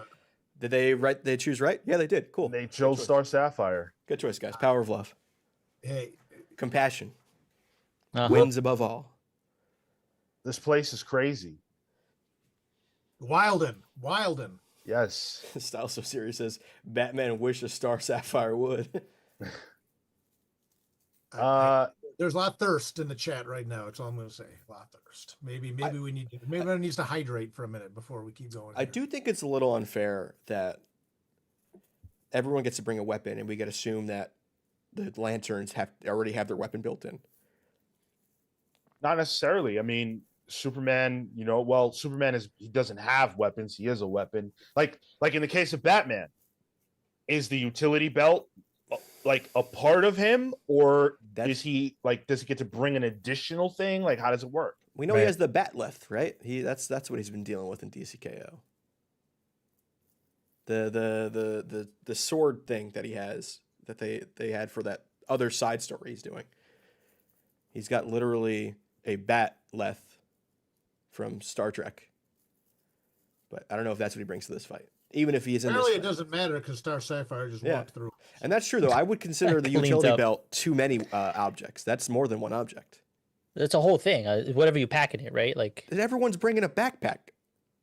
Well, yeah, imagine a world where Batman shows up with a utility belt and they say, well, no, that's all you get. Yeah. He had some ultimate nullifier or whatever to cross companies, right? And then oh no, sorry. And then I can see Star Sapphire walking through. But again, my money, and I know we can't do it. Well, no, hey, what if it was Joker and Star Sapphire? Just for fun. I don't think Joker's going to be in this, to be honest. But what would the chat say to there? I still think it's Star Sapphire. It doesn't vote, but just would Joker beat Star Sapphire? Yes, but only because he needed to have the Red Hood fight. Whoever is in this spot is beating Star Sapphire. Agreed. That's my perspective. I agree with that. So if Batman actually does fight, do you think Star Sapphire has a chance of winning, or you think she's just screwed no matter what? I don't think she can beat anyone that's going to be in. I think if it's Batman, he wins. I think if it's Joker, he wins. Whoever it is, yeah. She doesn't have the experience. But I guarantee you that Batman will not fight. That, like I'm very sure of that. We'll see though. We will see. All right. We've got a few more on this end to do. Red Hood and Damian. Wow. Damian. I agree. Yeah. It's a fight. What is this, Yep. Roman? Damian, League of Assassins. Come on, he's got the training. He's ready to take down. He's got beef with everybody. He'll make it personal. Something to prove. And when you think of someone that's going to tap into the Omega power, Damian is your dark horse here. Yep. Nah, he's getting whipped by Unk here. Red Hood is winning. He's gonna have like a special apocalyptic crowbar or something, and he's just gonna teach him a lesson. They've always been a little contentious, those two too. So I'm sure there's gonna be some frustration let out here. Yeah. As an old man person that's trained in fighting, I understand old man rage and being a trained fighter in old man rage. But the X factor here, I think, is going to be what we haven't talked about much, which is the Omega power. I think it's going to push Damian over. I hate vote again. I was accused earlier by someone who shall not be named of being ageist. But in this case, I have to say that I would love to see Damian just get, punked out here. But the Omega power factor, this is Damian's round. But like Red Hood is old. He's probably in his mid-20s. He's older than Damian. It's older. Yeah. It's a scale. And here's the thing. I think the way I'm viewing this Omega energy is that not that it's building up within the characters as they fight, but it's almost like charging a battery, and the winner gets all of it. I don't know if we know if it's going to be used in the middle, and we're going to be seeing it. Is it incremental? Do you pick it up as you go? So my understanding is that they're trying to charge up Omega power, and then the winner will receive all of it. So I don't know if it's going to factor into the fights, but ruthlessness and like killer instinct can charge it even further. Right. To me, almost no one on this roster has more of those things than Damian. Yep. So I go Damian. Izzy's issue says nth metal crowbar. Yeah.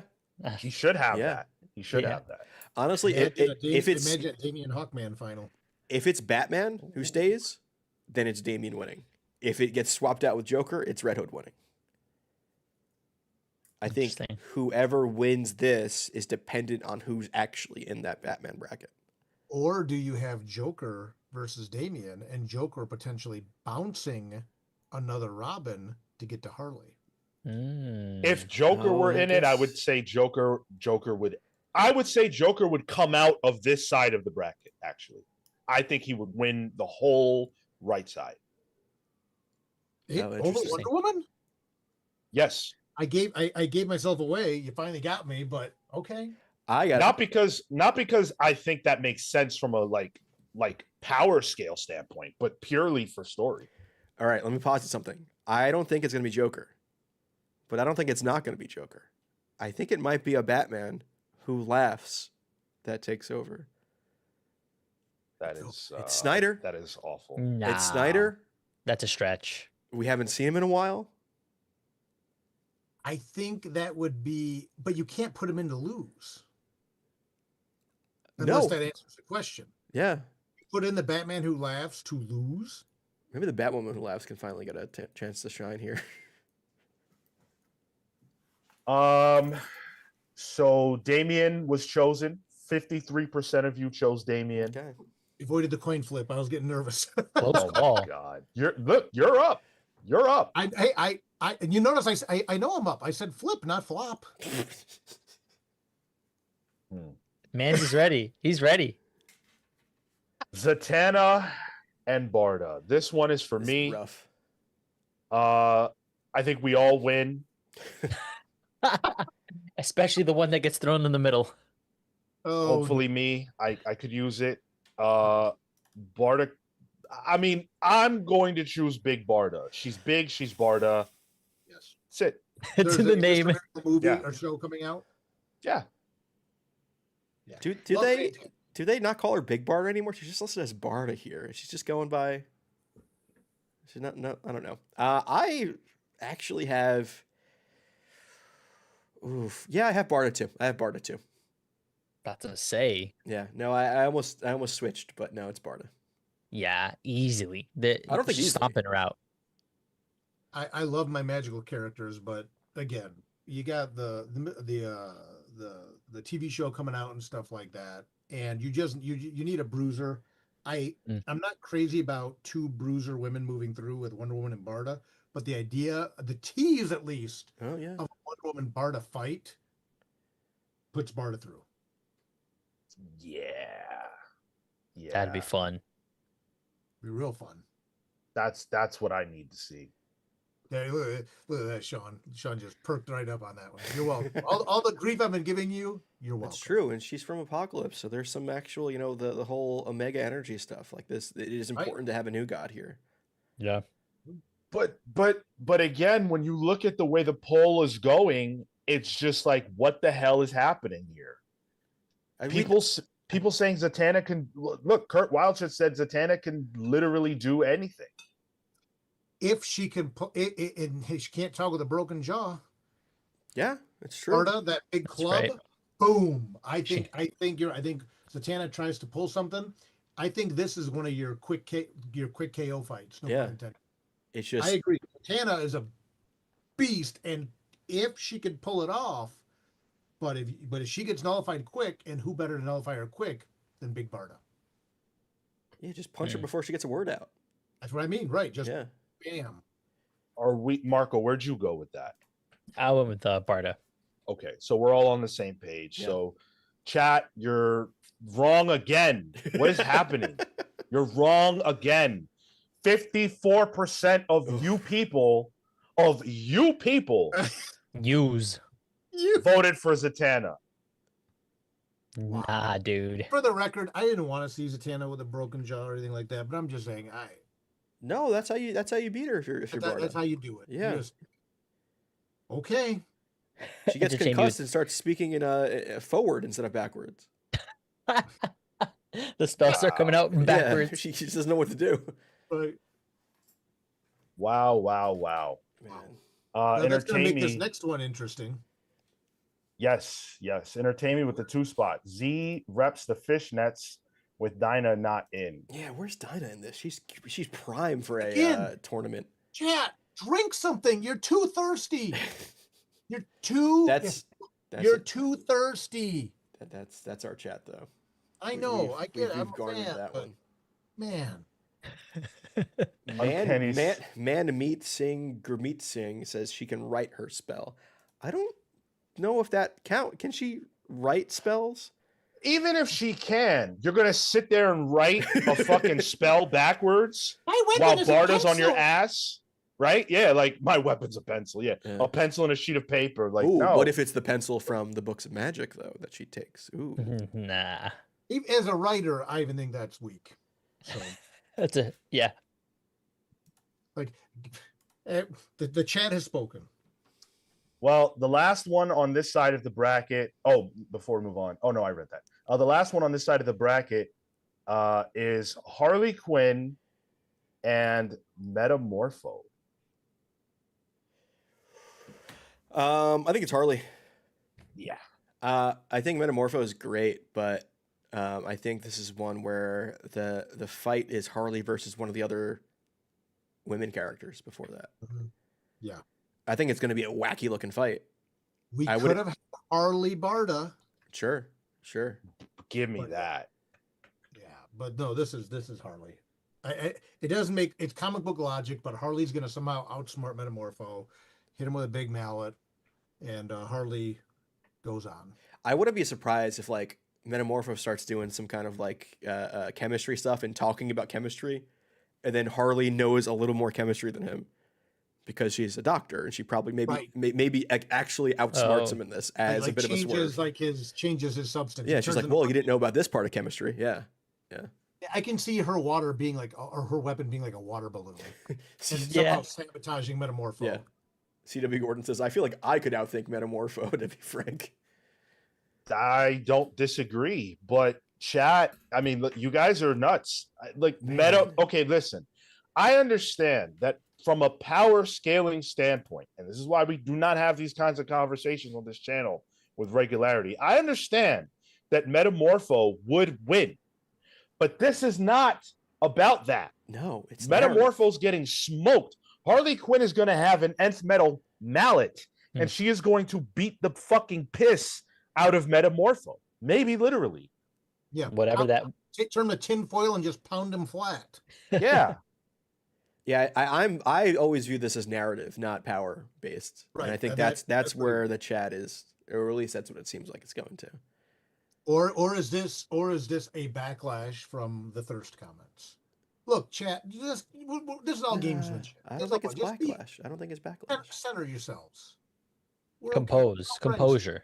We're all pals. They could just be trying to go for a even 50-50 split so they can see a coin flip. I think that's what it is. I think they want to see what a real coin flip looks like. Wow. But I'll tell you what, if you guys start voting like reasonably, I'll flip a coin at the end just to help Sean because he's my friend. I'll show what a coin flip looks like. First of all, I never said I needed your help flipping a coin. I know how to flip coins, okay? Second of all, chat is going to vote how they're going to vote. Don't try to influence them, okay? All right. Aaron Ruiz, he says, why are you hating on my guy Metamorpho? Fuck Metamorpho, right?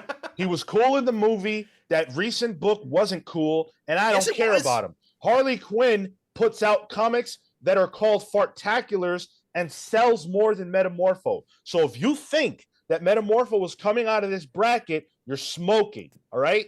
And not the good stuff, the stuff that makes you tweak out. Stop it. Chat's power scaling while Sean's money scaling based on sales of books. Damn right. But okay, you guys said Metamorpho, so it's Metamorpho. What was the percentage on this? 66%, Dirk Jesus. Manning. Come on. 2/3. For shame. NJ, isn't Harley just human? Yeah. Sure. Yeah. Yes. Absolutely. She was just human in Heroes in Crisis, that shit show, when she was beating up Wally West and everybody else in that comic book. He deserved it. Yeah, I don't disagree with that. I don't disagree with that. All right. Okay. We've gotten through the first round of both sides, okay? We've got some more work to do. I'm iffy on what you guys are doing right now, the chat side of things. It's a little funky, all right? But we're getting through it. We've reached our goal, 10 out of 10, a while ago. Thank you guys so much for that. Keep the super chats coming. We've still got over 100 of you. Thank you. Hit the like button. Subscribe to the channel if you're not, if you're having a good time. We are going to continue through the bracket. All right, we're going to go back to the left side, and we are going to do these round 2 battles. Just before we do that, I want to say thank you and shout out the sponsors of this show, you guys, the people who make this possible, our patrons, patreon.com/thecomicspals. Special shout out to our Palsverse legends, the people who go above and beyond for us. Hound of Justice, Atomic Hound, Starcross, Catherine Stars, The Spear of Judgment, Jay's Jumble, Jalen Jackson, The Sanguine Sorcerer, Safe Haven, Hayden's Hideout, Jesse and the Juggernaut, Kyle, Entertain Me, Panda v Panda, Ted Wong. And thank you to Palsverse members, the Night Stalker, Harris Tajinski, Brian DeMalis, Shadel Pozo, Kefis the Incorruptible, Momentum, Mike Elliott, Dan the Truth Roll, Marley Manistorm, Slow Flow Dameron, Christian Uncaged, Always Laughing, The Spear of Justice, Izzy's Issues, Robert, Runback, Cashaback, Pete the Dreamer Collins, James, Just Jamming Jones, Paul Powerhouse Smith, Neon Knight the Cosmic Avenger, Matthew the Shade Cosmo, BJ Kicks, The Living Blade Boss from Deer, The Grand Alchemist, Chop Harder Alchemist, John Barrier B, and Doomsday, David Melendez Dory. If you did not hear your name, you will later. Stick around for that and a lot more fun. Okay. Let's jump back into the bracket. Round 2. Round 2. Out the gate. Superman versus Power Girl. The one I've been waiting for. Soups. It's gonna be Soups. Superman. All day, all the way. I love Power Girl too. I'm a big Power Girl mark. And like, how cool would it be to actually have like Power Girl and Supergirl face off? You know, but down the line, but they're too far apart from each other. This is Superman's round again. Yep. But a slobber knocker. This is gonna be a bloodbath. Yeah. Yeah, this is the most no-brainer of everything that I see in the round twos. Is this for the Ulafala? That's true. Yeah. But I do think, from a narrative perspective, this is where we see Superman start to struggle with what he has to do to get through this. I think this is where we're going to start to see the cracks in Superman's armor a little bit in regards to the fact that he has to wail on Power Girl, who wants to get through him with something to prove. Yeah. I think the dynamic there is really fascinating from a story, potentially fascinating from a storytelling perspective. DC Power Girl's got something to prove here. Yeah. Can she take Superman? No, but like you're saying, Marco, this is gonna be a slobber knocker. Lore question: is Power Girl also weakened by kryptonite? I don't know. I don't think so. I don't think so, right? Never So seen that. So she could potentially bring kryptonite to this fight. I mean, I don't know if that's how it works. I don't know if you get to choose a different weapon every round. I mean, if you're on the same side as Superman, I'm bringing kryptonite no matter what. But isn't that what Lex would bring? He got out first round, so. Well, apparently, right? I know. I agree. She doesn't, because she's from Earth too. Yeah, that's what I'm thinking. Different kryptonite on that planet, apparently. Same. Okay. Well, you guys overwhelmingly said Superman 74%. Hardly even a reason to belabor this one. So we'll keep it rocking. Next up, we have Firestorm and Cheetah.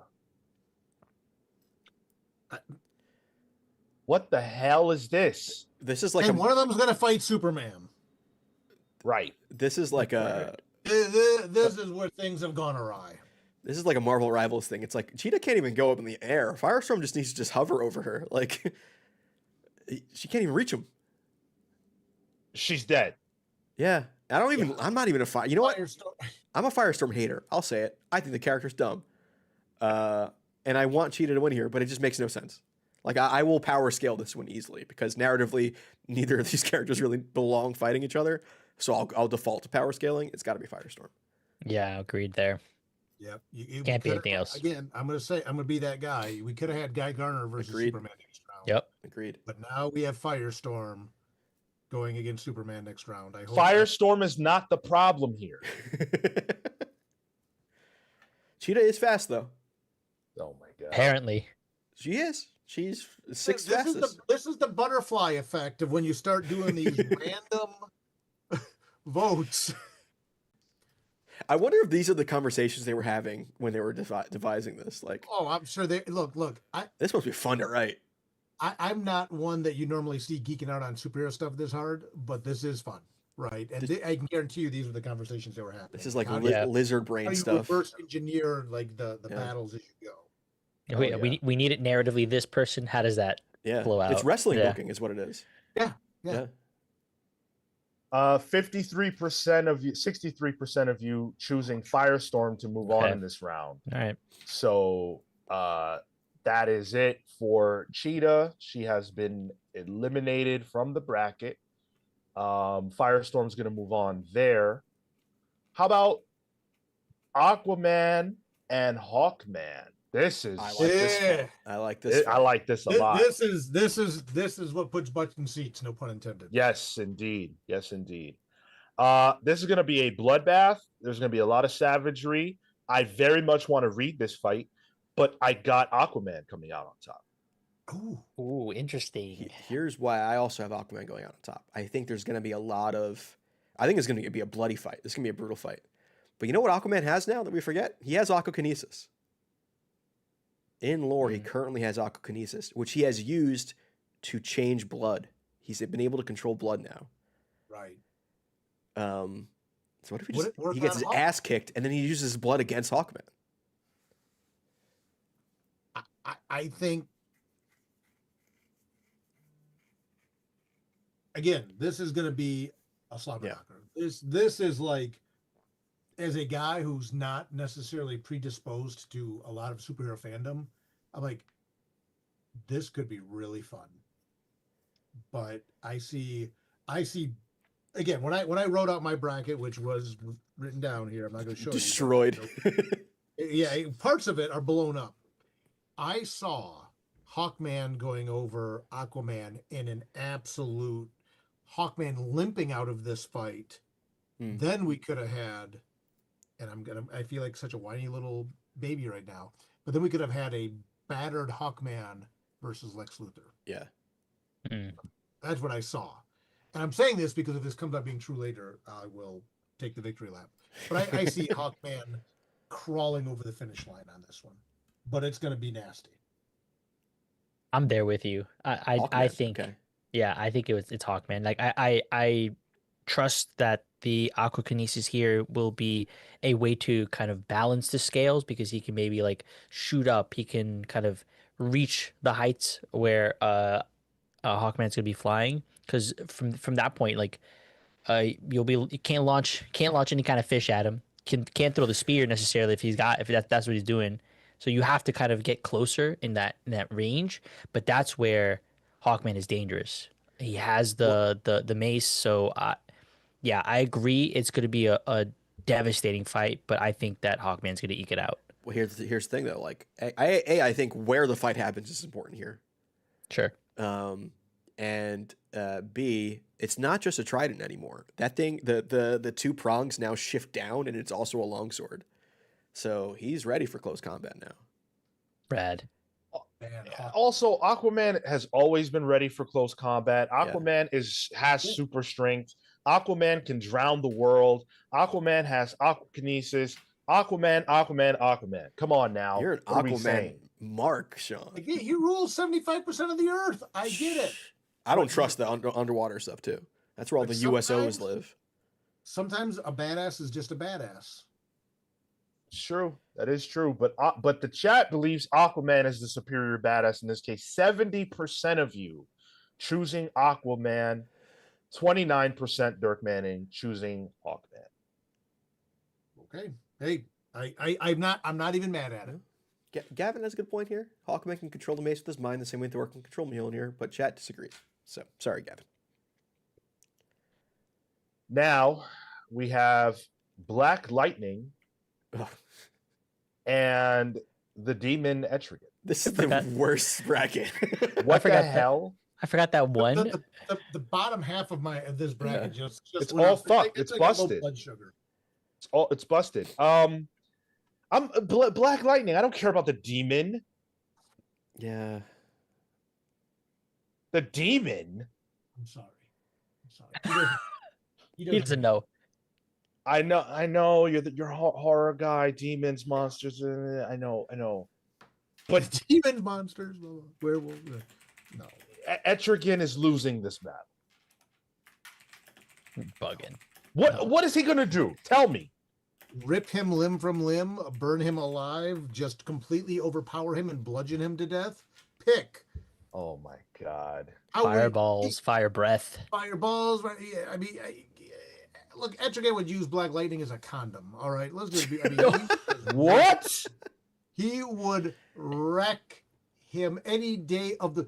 I would let you give Black Lightning a free shot before Etrigan starts, and Etrigan will still rip through him like one ply.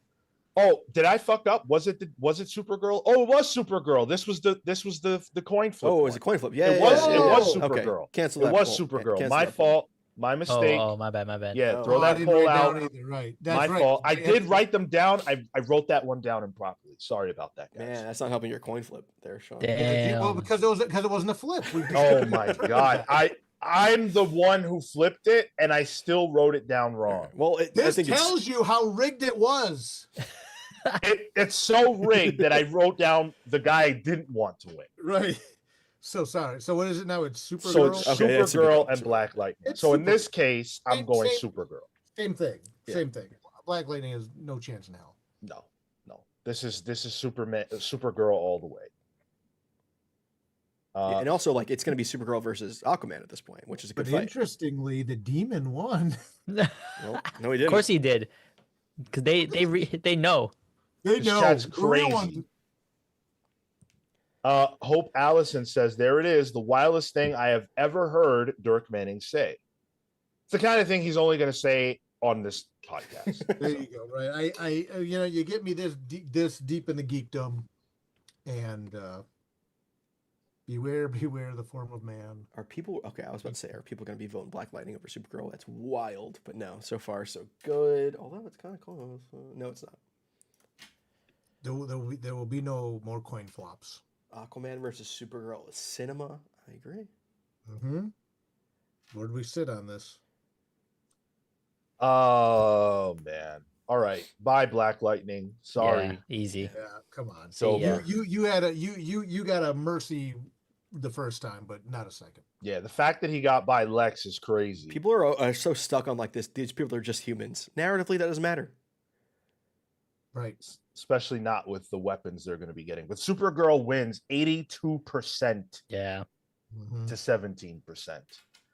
So Crashing. people aren't very big fans of black superheroes, as we can see. Wow. This is how let's- DC justifies their publishing line. They're talking about I'm not going to say it. I want to get thrown off YouTube. Never mind. Atomic Hound says, no more bickery, Etrigan to victory. No, Etrigan lost Hound. Hound's He's out. just looking at a way to flex on us My right hero. You're my hero. Wow. So that round 2 is done. We've cleared out round 2 for the left side. The left side, yeah. now. So we So, got go ahead. Superman, Firestorm, Aquaman, and Supergirl Okay. are the victors on that end. Okay. So now we're going to shift to round 2 on the right side and determine who won on that side of things. So first up, we've got Wonder Woman and Plastic Man. It's Wonder Woman. Wonder Woman. Snyder has a soft spot for Wonder Woman too. I have a soft spot for Wonder Woman. I hope Doesn't everyone have a soft spot for Wonder Woman? Yep. She's compassion, right? Right. Wonder Woman. Hands down. Super job. I'm not rigging shit. What the hell? How dare you?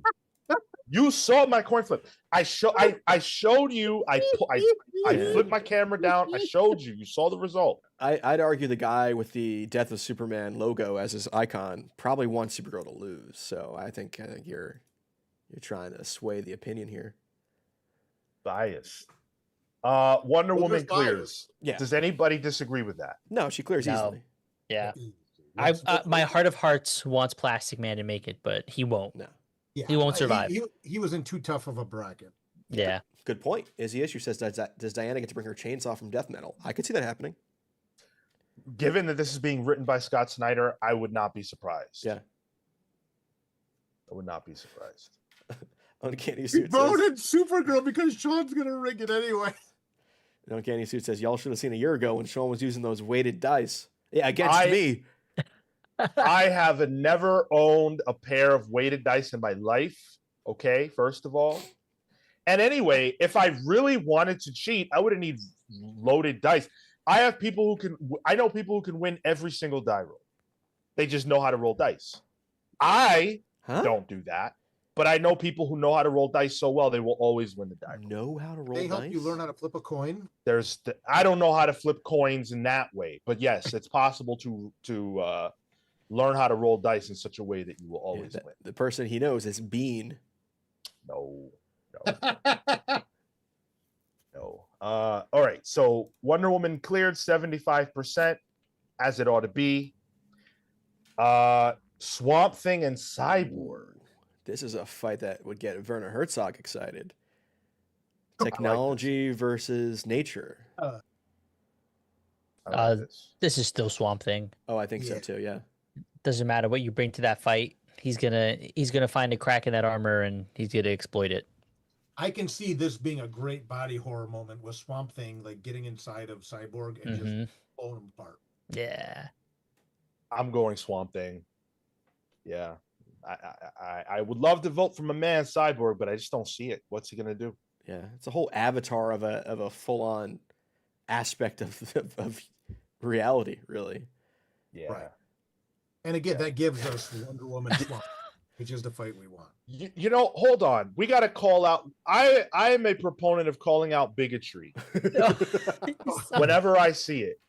And Okay. Shub, I got to call you out, man. That word, man, clanker. You're gonna call You're gonna call Cyborg the C word. You got to be careful here. That's how you're coming on this Saturday morning. No, that's hurtful. He's a cyborg. That's reserved for only people who are only full on robotics. It's Respect. okay to say, it's okay to say you made a mistake and apologize.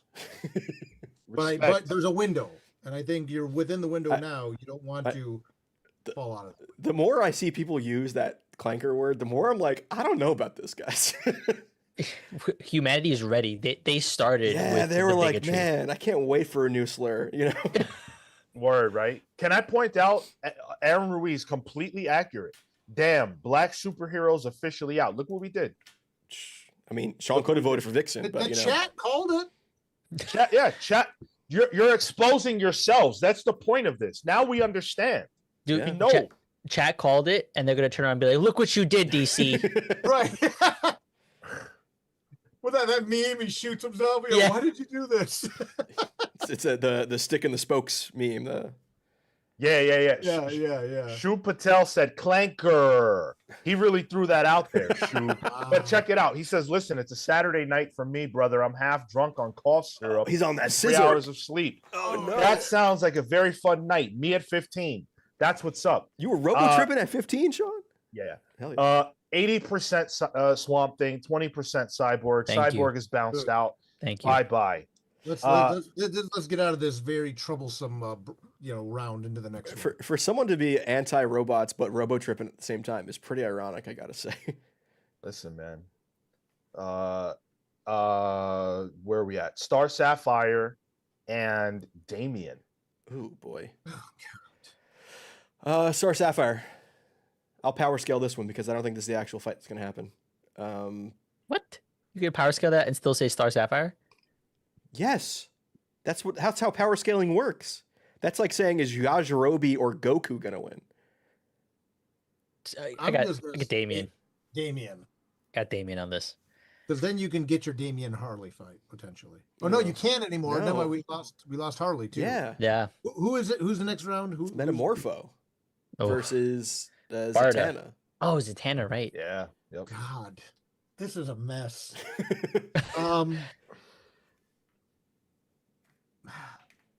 I mean, to me, I have Damien. I think it's easy. I think Damien's gonna go at least until the next round. I think he probably gets bounced out next round, but I feel like Damien's in this. I like Damien Wonder Woman, so I'm gonna go Damien. Yeah. Oh, that's fun. Yep. Right. I mean, I'm trying to make chicken salad out of chicken shit here. Yeah, for real. All right, let's be real. The real fight is Barda or Harley versus Wonder Woman, but they were knocked out right. I first know. round. Harley versus Wonder Woman's like it's like the third Trinity spot from 2014. You know, dude, look. I'm trying to be careful here, but hold on. That was on mine. Yeah. Harley and Wonder Woman for the finals on this side. Yeah. That was mine. You gonna post that once the actual bracket's complete? See where you match.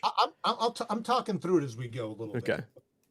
Yeah, but I had Harley and Wonder Woman. So Order of Dylan says, "Are we really about to have Star Sapphire in the third round?" Come on, chat. I agree. What are we doing? Do She's better. being pushed in the comics right now. No, do better. yeah, do better. This is some bullshit. I'm about to end the poll. If this is what you guys really believe, then I guess it is what it is. But Man, this is like anti-human bias, even though Star Sapphire are also human. Everyone drink, because again, I'm citing the thirst factor. You're too thirsty. Speaking of drinks, why don't we spin a wheel? Yeah, see where we land. Do we know who this is for, Sean, just in case it becomes the one that we were talking about? I can figure it out. All right. Unbelievable, this chat here. You guys are nuts. Highlight a book again. Sick. Throw the poll up minus Dirk since he already went. I And went twice for that matter. So yeah, well, that is also true. Damn, Uncanny Suit saying she's getting that Jinder Mahal push, baby. Oh my god, dude, you are so right. Trying to get that that representation push. Yep. How far are you guys? Penetrate My new question markets. is, How far are you willing to take this shit? Okay, we get the joke. We get it. We get it. Is Star Sapphire going to win this? Is she going to be King Omega? No. Don't even put it out there. The actual final is going to be Lex versus Wonder Woman. Fuck that. I'm talking about today. I'm talking about That was mine. I'm talking about today. Is This that what you moment. guys are doing? That's what they're doing. I think Please so. don't. It's Please gonna be, don't. If they pick Star Sapphire over Wonder Woman, they're just fucking with us. Unbelievable. Look, Unbelievable. Tyler, my man, I'm going to do it. Well, I can't show you who I picked to win, but I promise you, I'll show you what's done. Lex versus Wonder Woman. That's my final, yeah. And I total. have a clear Total. winner We're here. We're narratively vibing. Yeah. Oh, But this is just worthless now, this piece of paper. 56% want Marco to highlight it. you guys wrap. Let me actually go grab it. Okay. We'll do right. the next round and then you can do it. It's not a joke. She has a damn lantern ring. You have to get to a much higher power scale to bring her down, says Dan Trio. Yeah, but she's still learning how to use it. Excuse me, but according to the chat, she beat Batman. Do you get that? Batman shot Darkseid in the head. Okay, Batman can do anything he wants. He's not losing to Star Sapphire. We're in bizarro world right now. You know what? What I'm realizing is the bottom half of the bracket is just chaos. Yeah. Yeah, it's Some people just want to see the world burn. Lucas the Heatwave says, I hate power scalers, and for some reason that feels like a hard R as well. Go ahead, Marco. Scalar. So I got Junji Ito, Yes. Frankenstein. So he's been putting out a number of books, story collections. This is a collection, so it doesn't just include Frankenstein, but we also have a few other just like stories in it. I'm struggling to find the page where it says that, but I've made my way through almost the entirety of the Frankenstein portion. I'm just gonna be reading the remainder of the stories collected here, but I've been loving it. A slow start. I've never actually read Frankenstein, so this is my like introduction into it. I presume it keeps the tone and the diction because it's a for the way I was explaining it to my girlfriend, it's like a sleepier kind of language. I'm kind of getting brought along, but once we get into the action of this, seeing the rendition of Frankenstein in Junji Ito style is disgusting. Oh, I love it. Is it a direct adaptation, Marco? It's supposed to be, yeah. Okay. Yeah, it is. Yeah, it's Good. been very, very good. Great. In fact, the table of contents, I think, is on the first page the way you read it.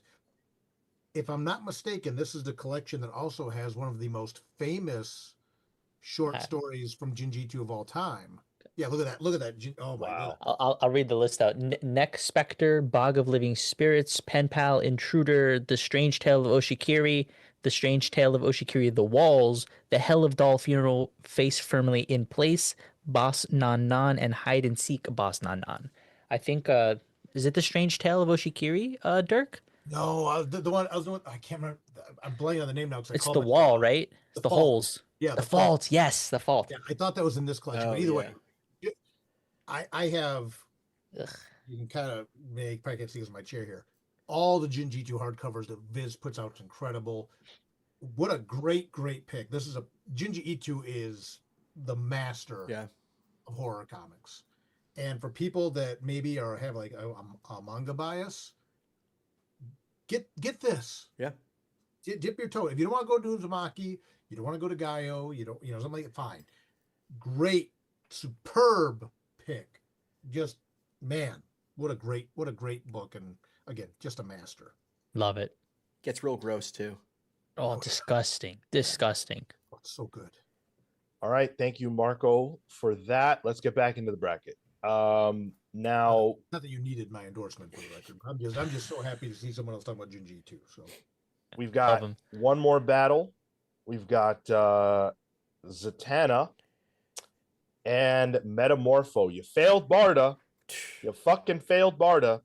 But it's Zatanna and Metamorpho. What are we saying? There's going to be too much buildup here. Is Zatanna trying to figure out how to say things backwards? Metamorpho trying to figure out chemistry. right. It's going to be a bit of a pause at the beginning of this. It's not going to be a real Is this where sprint out of Joker the gate. runs through? Yeah, this is where we get our Joker running. Maybe. Yeah, maybe Just to there's stop this chaos. Is it no DQ? Like what's the question there? Like who's the referee, honestly? Is Wildcat refereeing? Oh, too soon. Yeah. Metamorpho.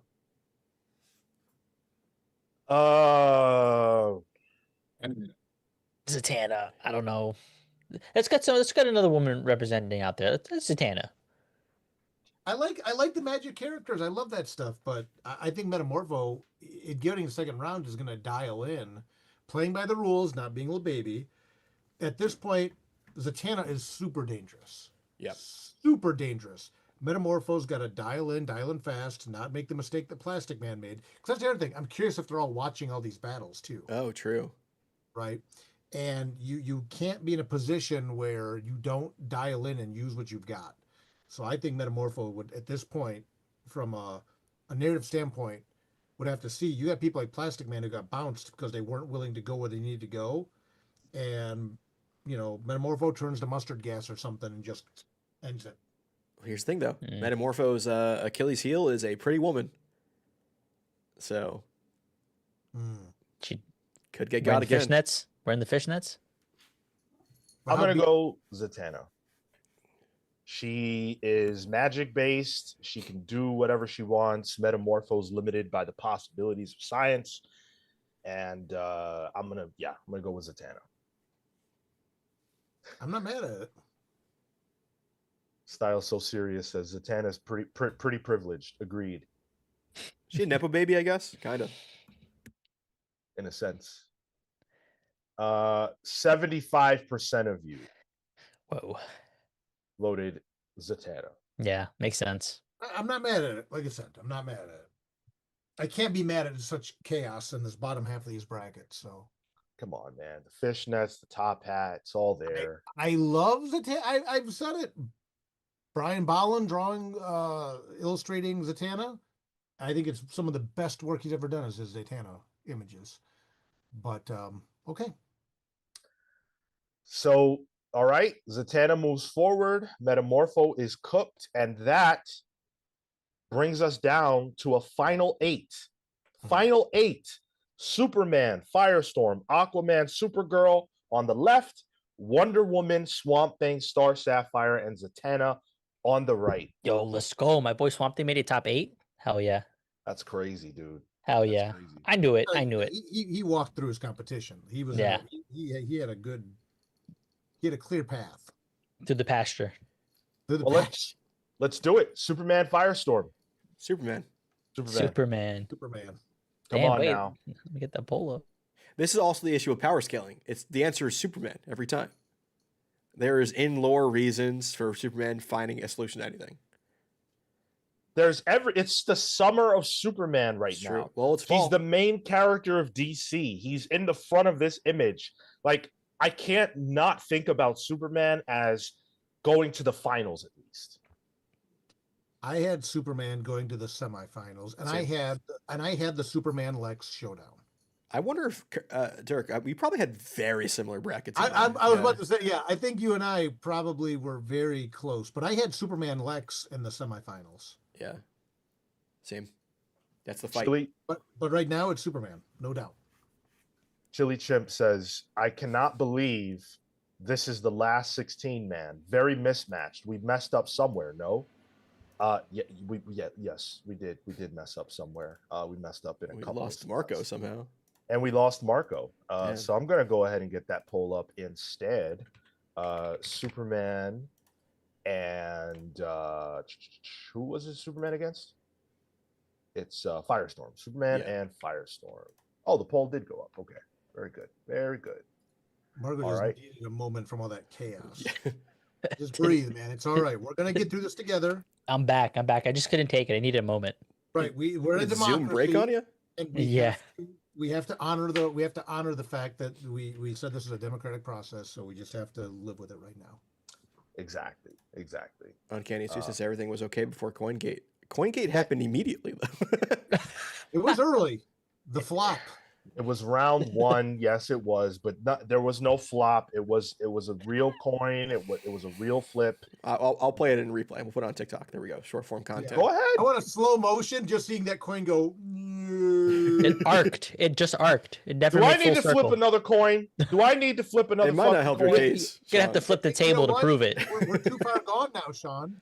Jesus We're in the Christ. multiverse of madness. Lucas It's a says, DC thing. Lucas says, who in their right mind voted for Fire Snore? This is how I What? imagine actual in-universe DC tweeting is like.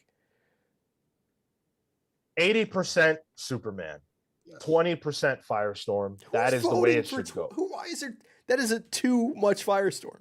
Because someone out there has an affinity for Roman candles. I guess so. Yeah. Firestorm is cool. No, Why not? he isn't. I like him. I fuck with Firestorm. I liked the puffy version, the puffy outfit and stuff like that from Super Friends or whatever. His- Yeah. His That whole was- the whole character of Firestorm was just super tutoring. I see. I'm a Ghost Rider guy, so I do have a certain affinity towards anyone with a flaming head. But still, I mean, this wasn't the place for Firestorm to shine. No. All right. Well, Firestorm's eliminated, leaving now Aquaman and Supergirl. This is a This good is fight. interesting. This is a good fight. I think it's. Man, my bracket's ruined here, so I have to recalibrate. I think it's Supergirl. I think it's Supergirl here. I Yep, think that gives us- the bigger fight is Supergirl versus Superman instead of Yep. Superman versus Aquaman. I agree. And again, if we're gonna honor the democracy here and look at this from a literary perspective, the Superman Supergirl showdown is what's gonna test Superman again. Like we talked about early on, right? How far is he willing to go to do this, to be the one to become King Omega for the greater good? Yeah. So this is Supergirl. Agreed. Supergirl. That because we got to get to the big fight, the one that's gonna bring butts to seats. So we got to pass her through, and off her merits alone, she's gonna clean up. Good covering. Aquaman, already a king though. He doesn't need 2 crowns. Come on. Plus, he got the shit kicked out of him by Hawkman. I don't care. I don't care if he Oh, won he's or still a not. little beat up. Yeah, Supergirl was kind of had an easy bracket there without Lex. That's what I'm saying. Yeah. So this is just She's probably more Supergirl- fresh than Superman, honestly. Yeah, I think Supergirl's shooting in high cotton right now. You know, I mean, I think I'm going Aquaman. of course you are. Wow. I think so. I just feel like he's been set up in such a way where they want to go far with this character, and I go Aquaman on this. Sean's wet for Aquaman. God damn. I think he's gonna go really far, and I love Supergirl, and I see what you guys are saying narratively about Superman and Supergirl. How But does I mean, in all seriousness, how does Aquaman beat Supergirl? I don't fucking know. How does what are you kidding me? What did we talk? How did Lex Black Lightning Luthor- beat Lex Black- Luthor? I How- have never seen such a fast flip as that moment. Calm, cool. I just think it's Aquaman. Why do you think that is, Sean? Jay Garrick beat Cheetah. Okay, Star Sapphire beat Batman. not You want to deflecting. start? No, Cheetah You want to beat. start not talking about deflecting. logic today? Now We're at not 12, deflecting. 12, I'm asking 18? you about this moment. Live in the present. How does Aquaman beat Supergirl? Yes. I don't know. I don't know. I don't even care how. I just believe he's gonna win. Bloodbending is the only answer here. Kryptonian blood? It's not the same. It's still wet. Oh, right. I mean, what are you gonna do? Like, just like hose her down and just drown her? I mean, come on. Could, maybe. C.W. Gordon said the being set up argument works for Aquaman, but not Star Sapphire. What do you think? I want to know what you think they're setting Star Sapphire up for. That's what I want to know. The big push. The big push. The big push. She Big doesn't push have where? a book. Yeah, exactly. She doesn't Big have push a off a book. cliff. Well, that's the thing. I think the character who wins this is someone who doesn't have their own book.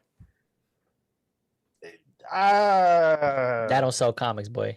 That's I how you don't sell the comic afterwards, dingbat. I don't know, man. Oh, I hey, think hey, let's not get personal. giving it to a character that is hot and that they've been building makes a lot of sense. I think Aquaman is a very powerful character who's being underrated by this podcast and the audience. I put Aquaman over. But still no explanation of how in any universe this He's not the happened. writer. It's not his Doesn't problem. matter. Yeah, doesn't matter. I don't have to decide that. That's for Scott Snyder to decide. Okay. But I am outvoted. Chat has spoken. 60% say Supergirl. Star Sapphire grabbed the brass ring. Imagine. All right. All right. So Aquaman is officially out. He has been knocked out. And on the left, we have our semifinal matchup, Superman and Supergirl. We'll talk about that in a moment. Over to the right side, Wonder Woman and Swamp Thing. Oh, Oof. This was in my original bracket. Yeah. this was same. as well. Yeah. Same. Okay. This is Tyler, I think we had the same. yeah. Marcos chubbed up for this one. I think it's Wonder Woman. Wonder Woman goes all the way for me. I think it's going to be close though. I think Swamp Thing is going to bring her to like the edge, but she'll figure it out. Especially if she has that chainsaw, then she's just trimming the bushes at this point. Hey, That was a plant joke to specify. I didn't. Okay, all right. Hey, I felt the pause. This is your moment. Save Tyler. This is your. Yeah. Do you take Swamp Thing here, Marco? I 100% take Swamp Thing because Wow. he's taken this side of the bracket, frankly. Wow. I think that there's there could be a very passive Swamp Thing in a lot of renditions. When he's put to the test, when he's brought to the edge, he goes feral. And I think that Wonder Woman is going to bring him to that point. He's going to go past, and he's going to come out winning here. Marco just doesn't like women. Jeez. No. I agree that a feral Swamp Thing is what we would see here. Just savage, just beast mode. Yep. But I do think that we will see Wonder Woman not only rise to that level of savagery, but surpass and put down Swamp Thing. I do see an escalation. Push her into the finals. Yeah, there's a Swamp Thing escalation, but then Wonder Woman escalates even further, I think. Yeah. Also, what does Swamp Thing bring? That's like I've been giving that thought. I think taser.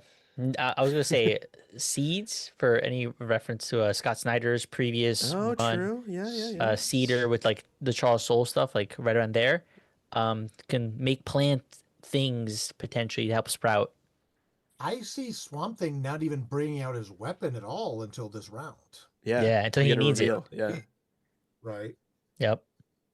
What's the most bad shit thing Swamp Thing could have though? Excalibur. He just has that in like in some foliage. Other elemental shit. It's got to be an something object. magic, though. mystic, and old. Excalibur would be kind of cool. Then you got like the sword versus sword or sword versus axe. I wonder if somebody lends the Dr. Fate helmet to someone. That's That's an nth metal too, I believe. I'd like to jump in. I'm gonna go with Wonder Woman. I think it's got to be Wonder Woman. Like we got to get her in the finals here. Also, comic panelist, go fuck yourself, dude. I don't care what you say. Go fuck yourself. Have a nice day. What did he say? He said, why does Sean have to scream all the time? It's giving me a headache. Take your fucking headphones off then, son. Get out the chat. No one cares about you. Yeah, I'm gonna end the poll. Wonder Woman wins. It's pretty clear. 68%. my Woman. boy. Oh, my boy. Okay. You know, he had a good run. He had a good did. run. Yeah, He did. There's He no got shame mowed in down, losing though. to one. There's no shame in that. It's not like he lost to Star Sapphire. That's right. Exactly. He would have put him in the vote. Yeah. Dodged a bullet. So Swamp Thing is eliminated. Boom. Now we have Star Sapphire and Zatanna. Somehow Star Sapphire made it to the near end of this whole thing because you guys are fucking crazy. Against it. You know what? Full send Star Sapphire. Oh, stop. Full send. Stop. Full stop. For a tournament, there needs to be somebody surprising going pretty far. Zatanna. I'm surprised she made it that far. Yeah, in my book, Zatanna doesn't make it here. But the fact that it is Zatanna means that like, I don't see it. But Narratively, you have to have Star Sapphire because it's just get murked by beast mode Wonder Woman at this point. I got Zatanna. I got Zatanna. Oh, please don't let this be a coin flop. I don't think Star Sapphire. I don't think she has the. I don't think she has the brutality in her. She hasn't had it the whole year. I'll yell for you. She hasn't had it the whole time. I agree. I don't think she should be in this position, but she isn't, so I have to say that. All right. Zatanna's got to take it here. I don't understand why Star Sapphire's in this position. She got to go. She got to go. I like this super chat from Entertain Me for $2. Zatanna says, and backwards, take off the ring. Fishnets win. Wait, what ring? Damn. Yeah, you sound like me in 2022. Yeah. I'm gonna end this. Zatanna wins. Oh my goodness, Zatanna wins. Really? We have a real heavy Zatanna following on this channel. 73% Zatanna. How Damn. quickly you all turned on Star Sapphire. Wow. With a Good. fishnet top hat. Wow. Star need a drink. Sapphire blown out. Derek, I thought you would have picked like a fellow top hat wearer. Again, I like Zatanna a lot. But yeah, narratively, I agree. I think you and I are thinking too logical. Yeah, I thought about this from like I approached this again, not being a person that, contrary to what you may believe from this long discussion, is overly invested in a lot of superhero stuff. But I thought, I love this concept, and as a writer, where does your best story come from? Yeah, Cosmic November says it wasn't Zatanna. It sure as hell wasn't Star Sapphire. Yeah. But Wow. So Star Sapphire is out. So our final two bouts before we get to the finals are Superman, Supergirl, and Wonder Woman Zatanna. This is shaped up differently than I thought, although I had Wonder Woman and Superman probably going all the way. So let's start off with Superman and Supergirl. Where are we at? I'm going Supergirl. I think this is the swerve that happens here. She's way more fresh based on her previous fights than Superman is. Superman versus Power Girl, I don't think he could do two Supergirls essentially back to back. And I think there will be a clash of conscience when it comes to Supergirl. I completely agree with the clash of conscience. I originally had the clash of conscience on the other side, and this is where we're going to find out, Tyler, how close we were. I had Batman going through round one, but taking the fall to Damian over the clash of conscience. Good point. Yeah. So I think I'm going to take that idea and now move it over here and say that at the end of the day, Superman could beat Supergirl, but can't bring himself to beat Supergirl, and Supergirl will have no problem putting him down to go to the finals. Not for the story structure, but because I think I love a good underdog. Supergirl is going to be that. I think that man, I feel like Superman is going to choose not to win, but I don't know if it's this round. That's the problem. I don't know if it's this round. He doesn't want to leave it up to he doesn't want to leave it to Supergirl to be the one to carry it. Yeah, like I could see him laying down for Wonder Woman. I don't know about Supergirl. I'm gonna go with Superman. Okay. I'm gonna go with Superman. Okay. Now let's see what's chat going. Dan says, let's face it, Kara's wanted to go upside his head for years. He's the little cousin who thinks he's her dad. That's a good point. Yeah, she's got a lot to prove in this battle. I think that's why I think between Superman's reservation and her gumption, it would be her. But all right. Well, the audience has voted, and 57% of you damn are saying Superman. Okay. So Supergirl is officially out We're about to get the Brock Lesnar Roman Reigns fight again. I'm checked Yeah. out by the finals. Yep. Yeah. We live in a democracy. Paraphrase. Sean, did you get this Amin Perez $2 or €2? Starfire industry plant is out. I would Yes. argue. Thankful. I would argue Swamp Thing is industry plant. Literally. Super Job says, I think Superman is about to win when a guy in a black hoodie jumps him and reveals himself as Connor. Supergirl wins. The old kryptonite low blow. I like that. I could see that. So now we have Wonder Woman and Zatanna. Can the madness stop and we just put Wonder Woman in the finals where she belongs? Yeah. She's Please. going over. She has to go over. Chat, come on. Let's be Just reasonable. Look, we've had fun. You destroyed the bottom half of the bracket, but let sanity prevail. Wonder Woman all day. Please. Please, he says, please. Heel Sean is begging you. This needs to end logically.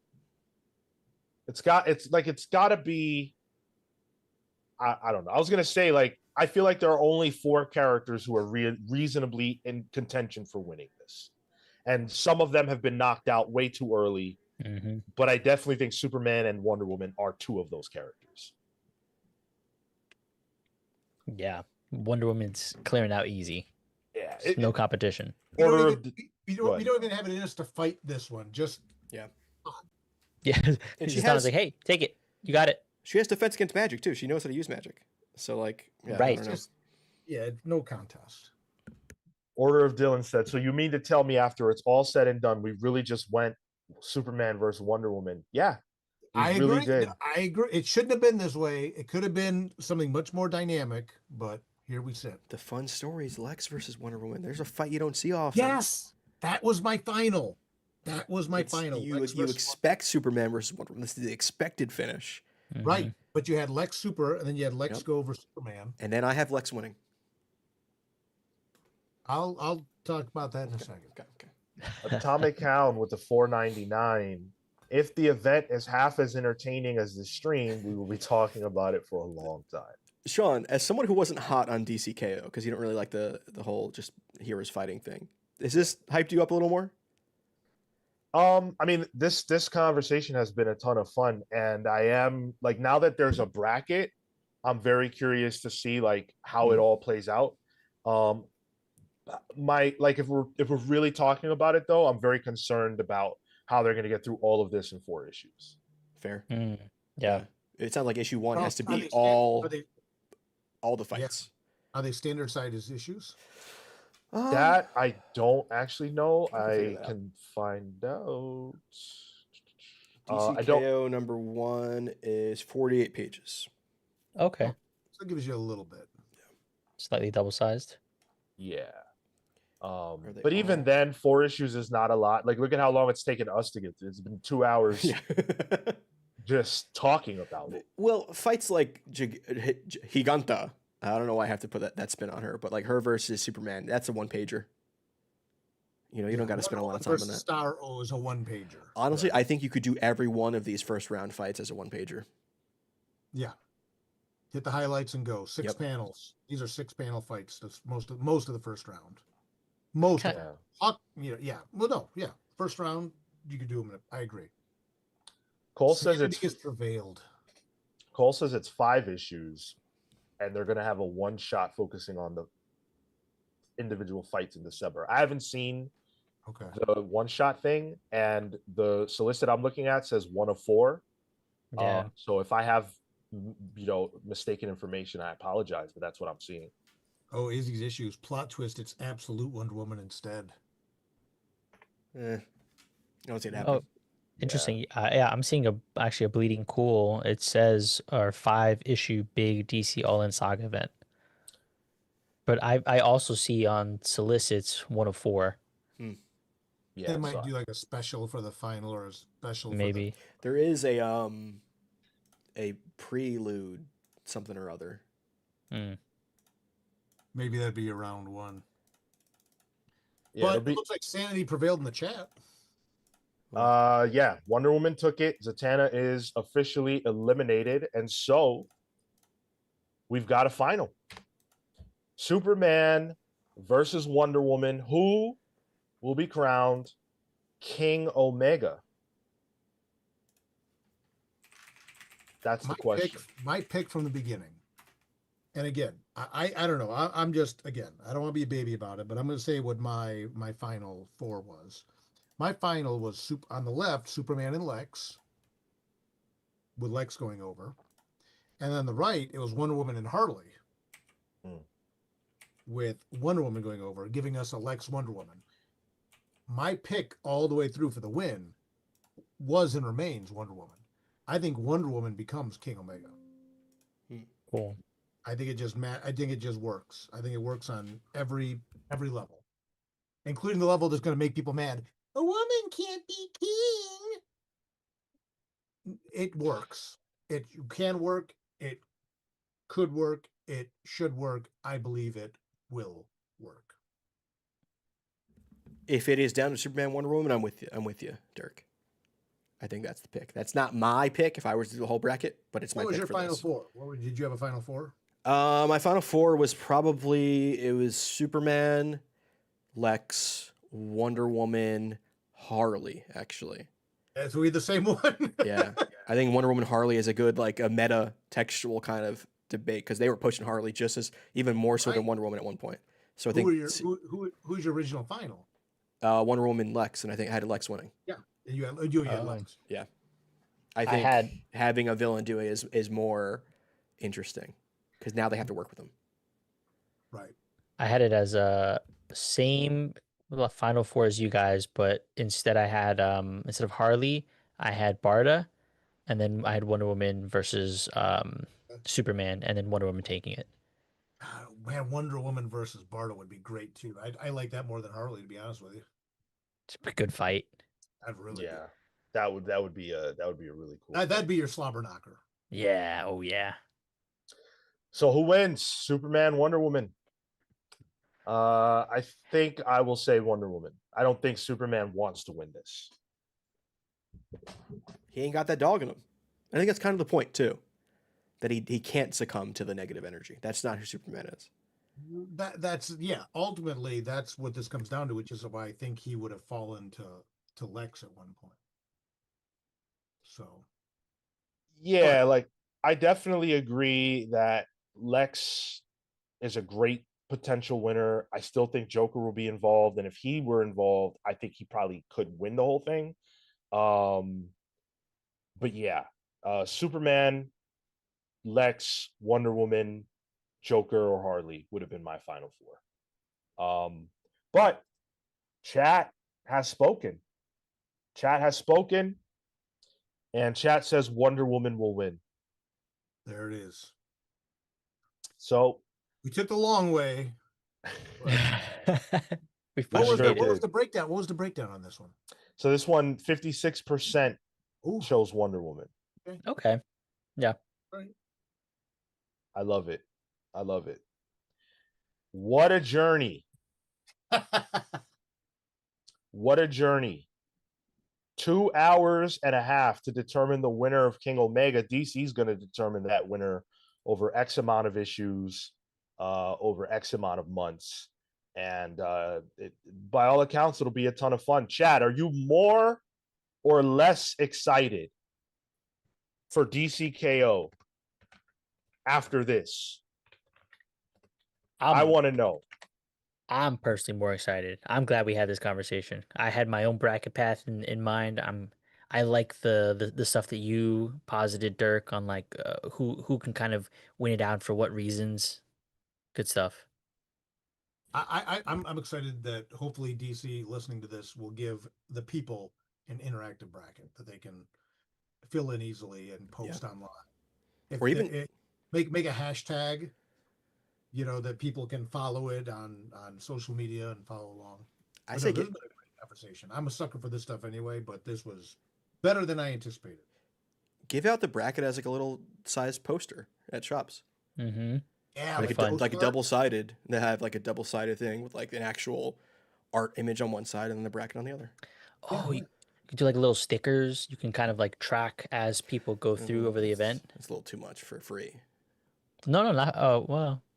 Yeah, just a postcard though would be legit, and people Yeah. would just keep them, and Or if it's like dry erase capability. Yeah, you know? but Oh, you sure. can have a bigger poster for like the shops, and they Yeah. can. That's what I'm thinking. Yeah. That would be cool. That would be really cool. Support comic shops. 1000%. I think either way, DC has something very fun on their hands that people clearly want to be a part of on some level. So hopefully they can translate this kind of excitement into the actual books and into shops and everything else to get people motivated to support this. And fill out your full bracket and put it on the Discord. We have a DC Comics chat that people have been, already before this episode have been talking about it this week. So hopefully we can get a higher quality image that we can at least give out that people can fill things in with, but we'll see. Yeah. They definitely need to treat this right, and I'm loving all the covers. Tyler has Superman suplexing Darkseid on the page right now. That's drawn by DWJ. It's fantastic. Those What a talent. those DWJ covers are insane. The second one with I'll put it up in a second with Wonder Woman and Joker, brutal. There's a world where he could have and maybe should have drawn this miniseries. I'm just putting that out there. You can't tell me he wasn't in the. And that's no disrespect to the team they have, but you can't tell me there wasn't a world where someone was asking around for that. I do hope we see a couple burning hammers or a rainmaker in the actual pages of DCKO, though. I want to see some wrestling moves. I want to see, I don't know, Plastic Man try to hit a stunner on someone. Hopefully Javi has those sensibilities, because that would be a lot of fun for sure. He's a great artist. Yeah. And no disrespect, but look at that knee strike. Oh, I'm a sucker for a flying knee anyway. Oh my gosh. If you are in the Discord and DC chat, the DC spoilers, I did post an image. Looks to be a good pixel one, so you can use that to map it out. Aaron Ruiz already has, so please share yours.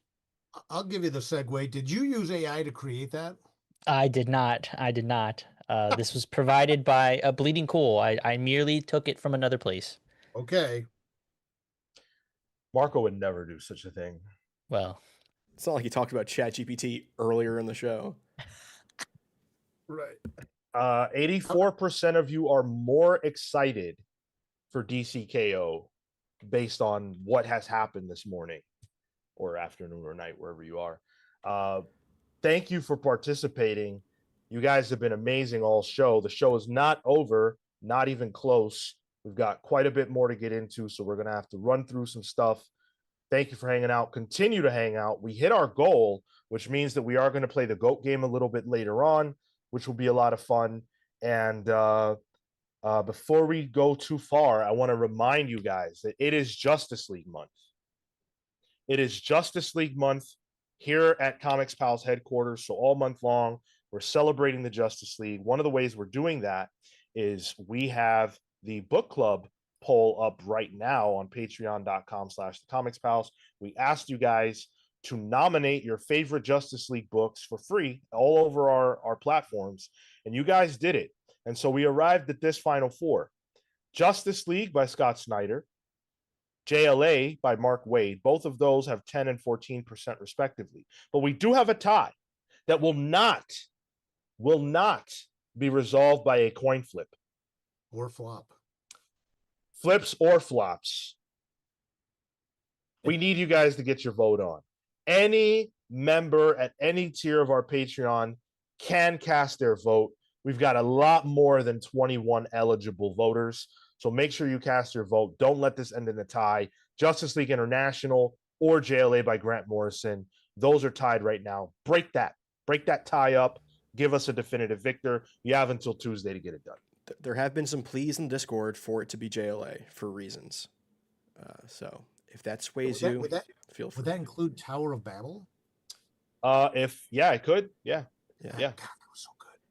Once we decide who wins, then we decide like where we tackle it from. I'd be hoping for GLI. One International. I hear great things about that. Yeah. Mike Hank with the 199. Dirk makes for a great announcer, great stream. Oh, thanks, bro. Appreciate that.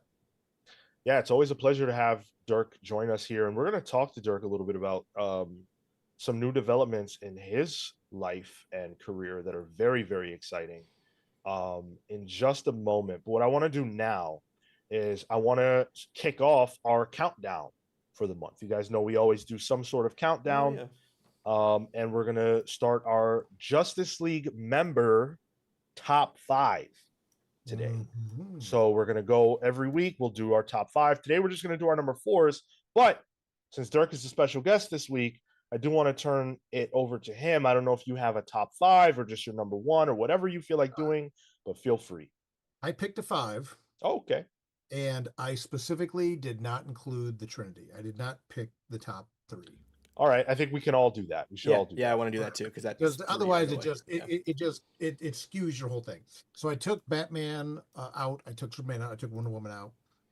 And I thought, what were my favorites? And I didn't go stupid obscure. I didn't pick Superman, or I didn't pick Santa Claus from Justice League Unlimited or anything, like that. But I thought about it.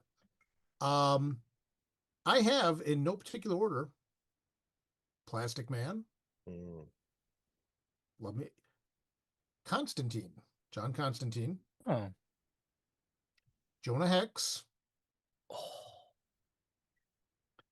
Hawk Girl. Actually, Hawk Girl is my number 1. And then The Question.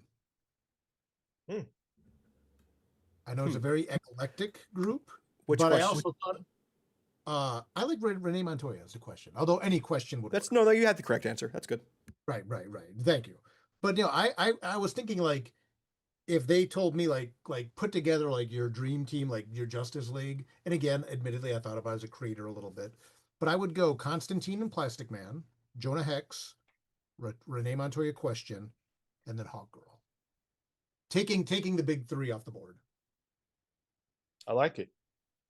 There's just a little bit. I think to me it represents. You got a little bit of everything in there. You got a little bit of the magic. You got a little bit of the wacky. You got the oddball, out of place character. You got like the detective, and then you got the banger.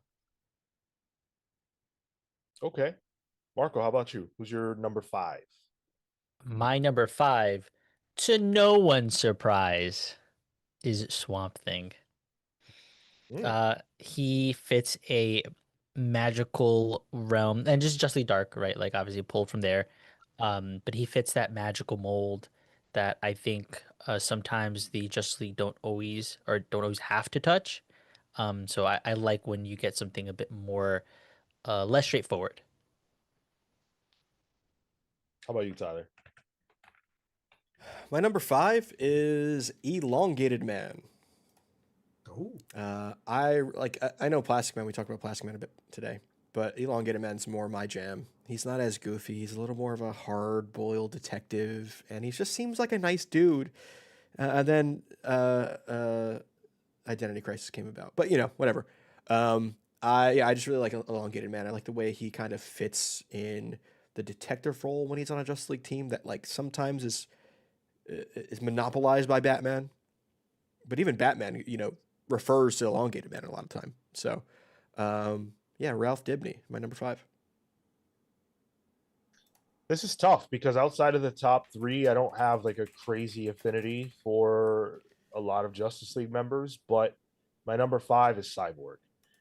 Cyborg is not a traditional member of the league. He's more of a Titans guy, of course, but one of the things that they did in the New 52 was they made Cyborg a key member of the league, and I really loved that. I thought it was very interesting because he brings a different power set. There are a lot of things you can do with Cyborg, and they did a lot of them. When they brought through the crime syndicate, using Cyborg as Grid's entryway was really cool. I really liked that, and I wish they would have done a lot more with Cyborg. But him being a part of the Justice League was like, oh shit, that black people could be on this team. I was pretty excited by that. So yeah, I go with Cyborg. Yeah, that could have replaced my Jonah Hex. I thought we were going to do round robin style, and I knew that someone else would pick him before me. But yeah, Cyborg's a character that I think, to your point, is only really started to get his due in regards to on multiple levels what a cool character he is. And what an important character. Yeah. Yeah, totally. So we'll be doing this all month long. Hopefully you guys sharing it with us. Uncanny Suit, he was ready with his 5 out the gate. He said Zatanna, Zatanna, Zatanna, Zatanna, and Zatanna. So he's got his taste. CW Gordon says Captain Cold on League was woefully short-lived. I did like that a lot. It was during Jeff Johns' era. Oh, Right. Yeah. Yeah. Lex was on the team too. Luna says, wow, we did this bracket and they just confirmed the fights aren't actually 1v1. Yeah, I mean, that's okay. Like, I think from a narrative perspective, it's probably a lot more interesting if they are 1v1, but for the purposes of what we were doing today, I think we had a lot of fun, which is really all that matters. Right? So that just proves that Crimson Fox has a chance still, even though she's not in the bracket, I guess. So does the bracket not then represent everyone who's even eligible? I think the bracket will represent narratively who has stories. Does that make sense? Yeah. Like there might be more people involved in the ruckus, but it might focus on these fights in the grand scheme of things. Like all these fights are happening at once, and then we see these individual fights here and there. Yeah, because I love the idea of that everyone else is watching, like pit style. I prefer that. Yeah. Right. Like, holy shit, look what Wonder Woman did. Good God. That's how I imagined it. Like in the Mortal Kombat movie where they just fucking run into each other somewhere. It's like, all right, time to fight. That's what I was hoping for. Oh, more like just like a open world brawl. But between specific people, like how in that movie Johnny Cage just ends up in hell fighting Scorpion. Like why? I don't know, but they're fighting. Yeah. Right. But I guess that's not the way they're gonna do it. Luna says the bracket is everyone who is in round 2. Oh, so there's a Andre the Giant Battle Royale to determine who joins the bracket. Right. It sounds like who remains. Yeah, okay, I could see that. Yeah, that's fine. That gives people their due. That visually that lets you have a really bombastic first issue too. Mm-hmm. Luna, give us a link. Where are you getting your information? I want to know. I want to be up to date. For some, like I don't know how it is that I have all this misinformation about this book. Yeah, I've been trying to find it in the background. Gavin Guidry says, my next project involves a leaguer, so I'm abstaining. How about a clue? Give us a clue. Who are you talking about? Don't give us a clue. Why not? What are you talking about? Smart people here. I want to know. You have to be very good at giving cryptic clues that even if people figure it out, it's not obvious. Exactly. The clue is leaguer. A whole different skill set, which he may or may not have. I don't know, but I'm just putting that out there. What if it's Booster Gold? Right. You can say, well, it's someone with bracelets. Right. It's a white man. Has a cape. Yeah. Wears spandex. All right. Let's get into the news. You guys want to talk about controversy? Oh, yeah. You thought the bracket conversation was lively. My man, Tom Brevoort knows how to stir the pot. And I don't always think he's doing it on purpose. I'm not sure if he is or isn't now, but he made some comments that definitely pissed off some people. So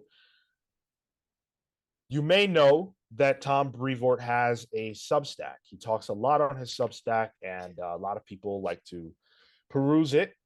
This time he talked about AI, and obviously that's a controversial subject in the space of comics.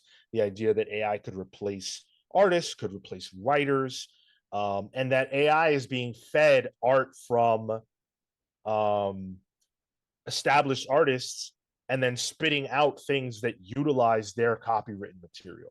So this is what Tom Brevoort had to say about AI. And again, he is the executive editor and senior vice president at Marvel, the biggest comics publisher on the planet Earth. Quote, in my opinion, the problem of AI and its threat to the livelihood of workers in creative industries like myself lies not so much in the tool itself, though I believe it is a problem ethically and environmentally, but in corporations' willingness to embrace the technology at the expense of human labor and creativity. It was disappointing and admittingly, oh, I'm sorry. I am so sorry. I am reading the wrong quote. My bad. Sorry. Let me Matt read. Schofield, right? Yeah, that was Matt Schofield. Here's the actual quote. There's obviously been a lot of concern about the impact that AI problems are going to have on the creative arts and how much programs remix and repurpose the works of other artists without credit or recompense. And these are all very sound arguments and matters that are going to need to be worked out. By that same token, the history of human innovation proves pretty conclusively that once something is discovered, all efforts to halt its further use are likely to be in vain. Technology changes the world whether we want it to or not. So it falls to us to make sure those changes are proper and fair and equitable. Okay, that's a pretty reasonable statement. Let's put that to the side for a moment. Quote, all of which is to say that I wound up messing around with Google's Gemini AI program for a little bit this past week. And with it, I generated a couple of things that I'm going to share with you guys here. Irresponsibly, probably. But for all that the software is undeniably dangerous, it's also pretty fun to use. And as this remains and will always remain a free feature, well, you get what you pay for. So I asked Gemini to generate a movie poster graphic for this feature, and this is what it came up with, and he shares the image. I have no idea who Rex Fury or Max Midnight are, but both of them have excellent names, and the system wasn't smart enough to not list my first name twice, a relatively basic error. Still, this is kind of a cool image. I said it before, but way to step on a rake. Like, why do you do all that preamble only to then do the thing you said was bad? Like, oh. Yeah, and he's had such a high role at Marvel, too, and has so, like, this guy works with artists on a daily basis. Just be like, well, I was too curious. I can't help it. Sorry. Like, I don't know. The fedora might have been on too tight that day. Like, it's just not a good look at all. No, again, we're vibing right now, Tyler. It's like, dude, eat a Snickers. All right. I'm going to speak publicly right now, what I'm about to say, in a capacity that I am still not used to doing. For 23 years, I've been a freelance writer.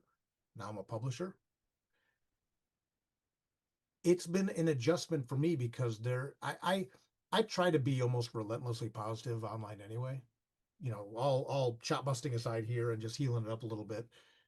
You know, or was karaokeing as a total heel.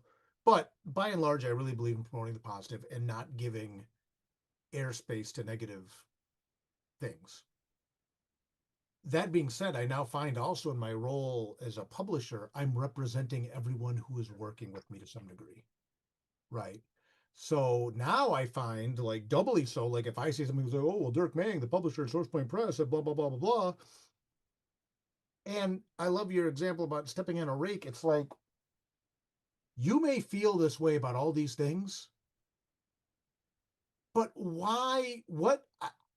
I try not to make value judgments, but I find myself wondering, why would you say that publicly in your newsletter in the capacity that you're in? If he was a freelance writer, he was even a freelance artist, he was a guest station attendant, whatever. I have friends who I like a lot who use generative AI for fun, just to goof around. I don't like generative AI. It's plagiarism software. I think we need to call it what it is. It's not generating anything in any way that, I mean, of course you could make the argument that nothing is original and that even me as a writer, that everything I've done has been based on anything else I've read or seen or heard. What? Fine. Okay. Regardless, this is a software that specifically derives itself exclusively from taking other stuff and just mashing it together and regurgitating it. If you're going to just play with that for fun because the toothpaste is out of the tube, fine. I just think this was, in my opinion, a little bit of a misstep to talk about publicly because it almost looks like you're floating a balloon. Now, again, I don't want to make a value judgment. I'm not saying he is floating a balloon, but this is one of those things where it's like, dude, this didn't need to be said out loud. And I say that as someone who said things out loud and posted things that, I should have. We've all done it, right? We've all probably posted something or said something like, that probably wasn't the right thing to say or do. But this was just this was, I think, one of those moments. I think it's important to give grace. I think it's important to say, hey, we've all done and said things publicly maybe we shouldn't have. But this was a big one, and especially given some of the other things we're going to talk about today, and how much the backlash against AI in the comic community is out there right now from people, human beings putting in effort to do this. Yeah, like I said, I'll go back when I'm going to end it where I started. Probably should have eaten a Snickers before you hit send on this one, buddy. But we've all been there. You're playing with it, cool. But in the role he's in, I think this was a kind of a misstep to put this out there publicly like that.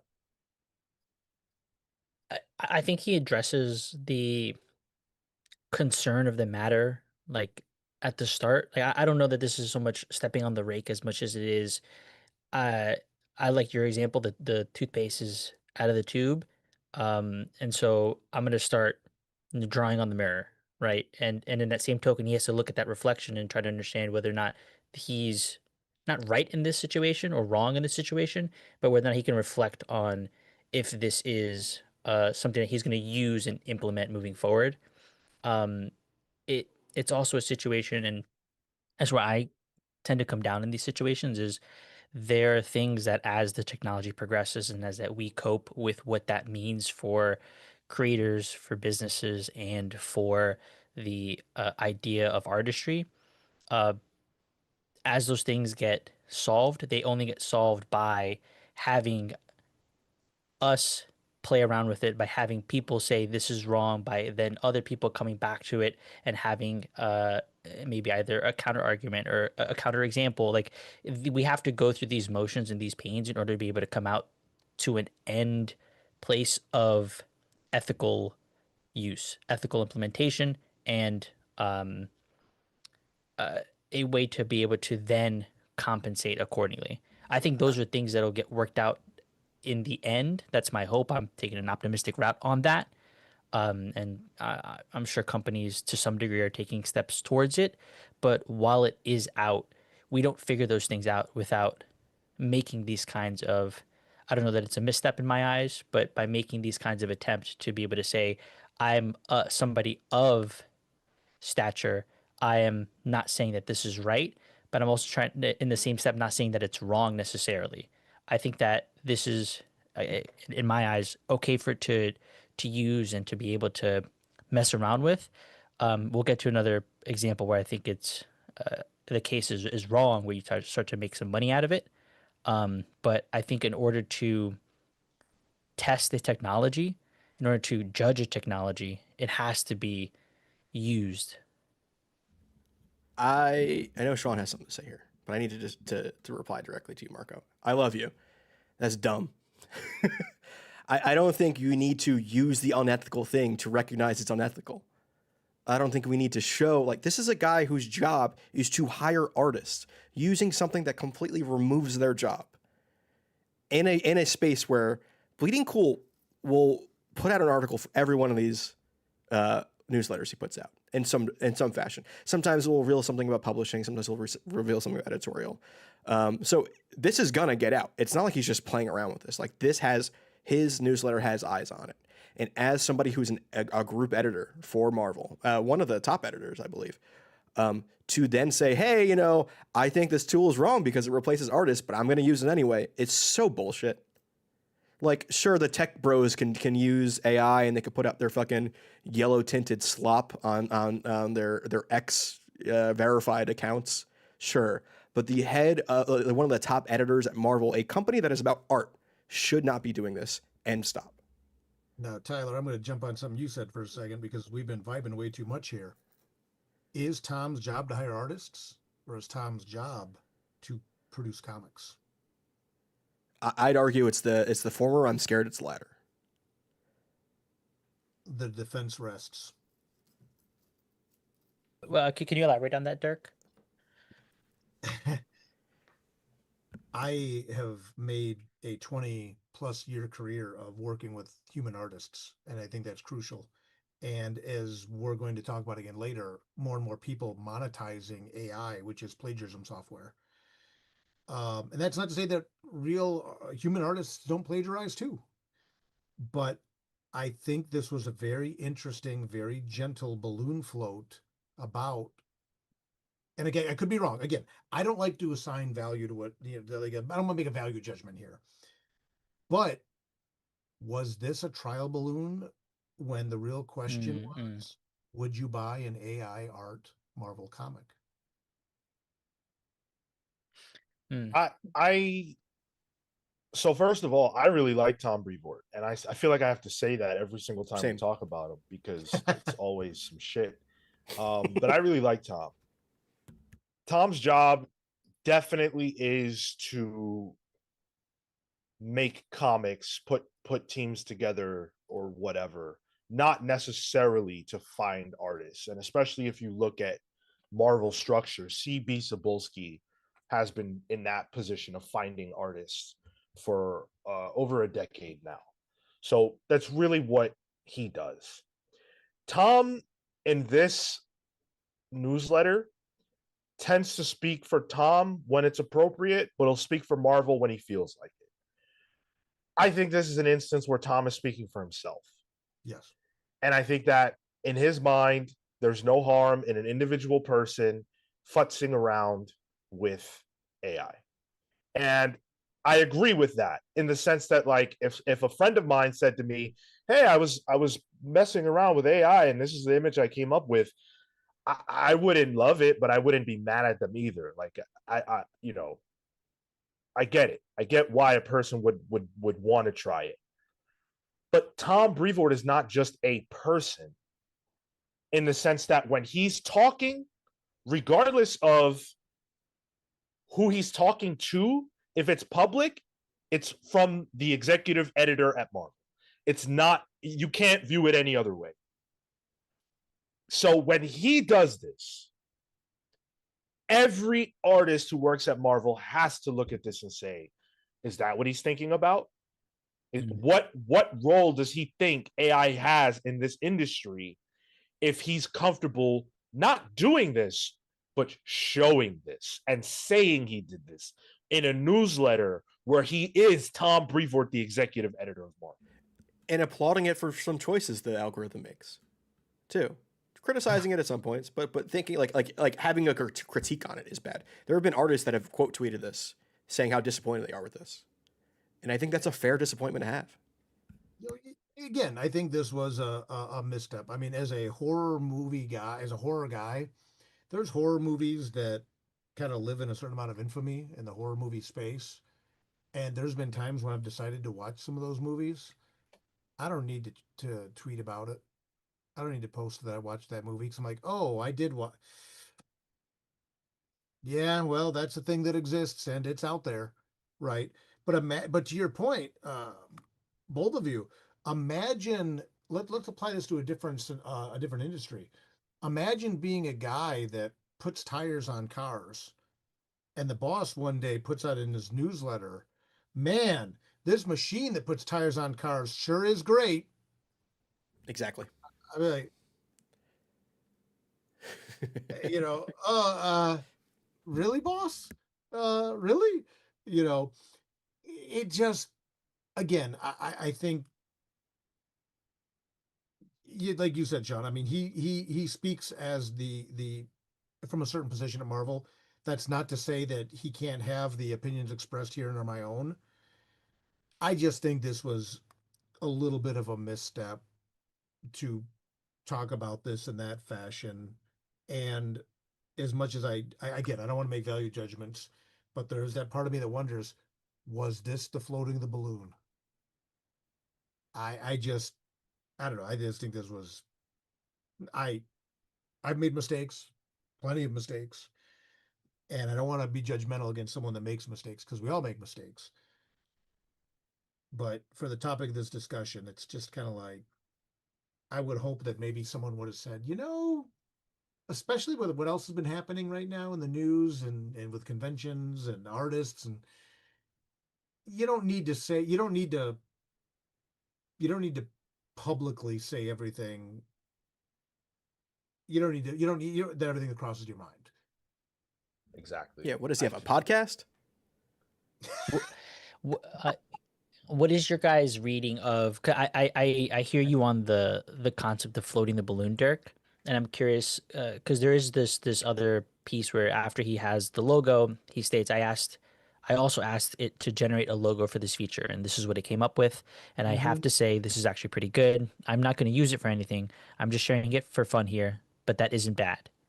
Such is the seductive allure of AI, and when I'm reading that, and again, this is coming from a very optimistic lens, but this is a potential output for this tool, but my choice is to work with an artist. It is seductive, but it is not obligatory. Yeah, but then of course you could also look at this and say this is the guy, one of the high executives at Marvel saying, "Well, I tried it and it's not there yet." Mm, mm, And again, I don't want to assign a value judgment to what he said. By my limited experience of him has been very positive, you know. But again, it was just like man, I think he just kind of stepped in it on this one. And whatever, we've all stepped in it, you know, and there's going to be people that make a lot of hay out of it, again, on a podcast, right?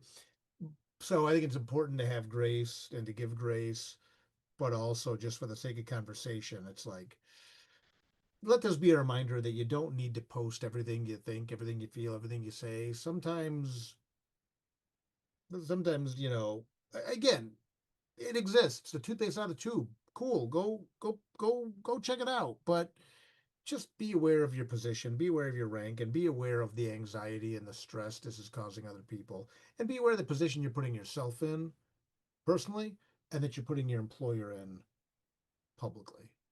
I think that's just something to keep in mind. I think we can leave it there. I think that's a good note. And I did put up a poll asking the chat, would you buy an AI generated comic? 89% of you said no, 10% of you did say yes. I didn't vote.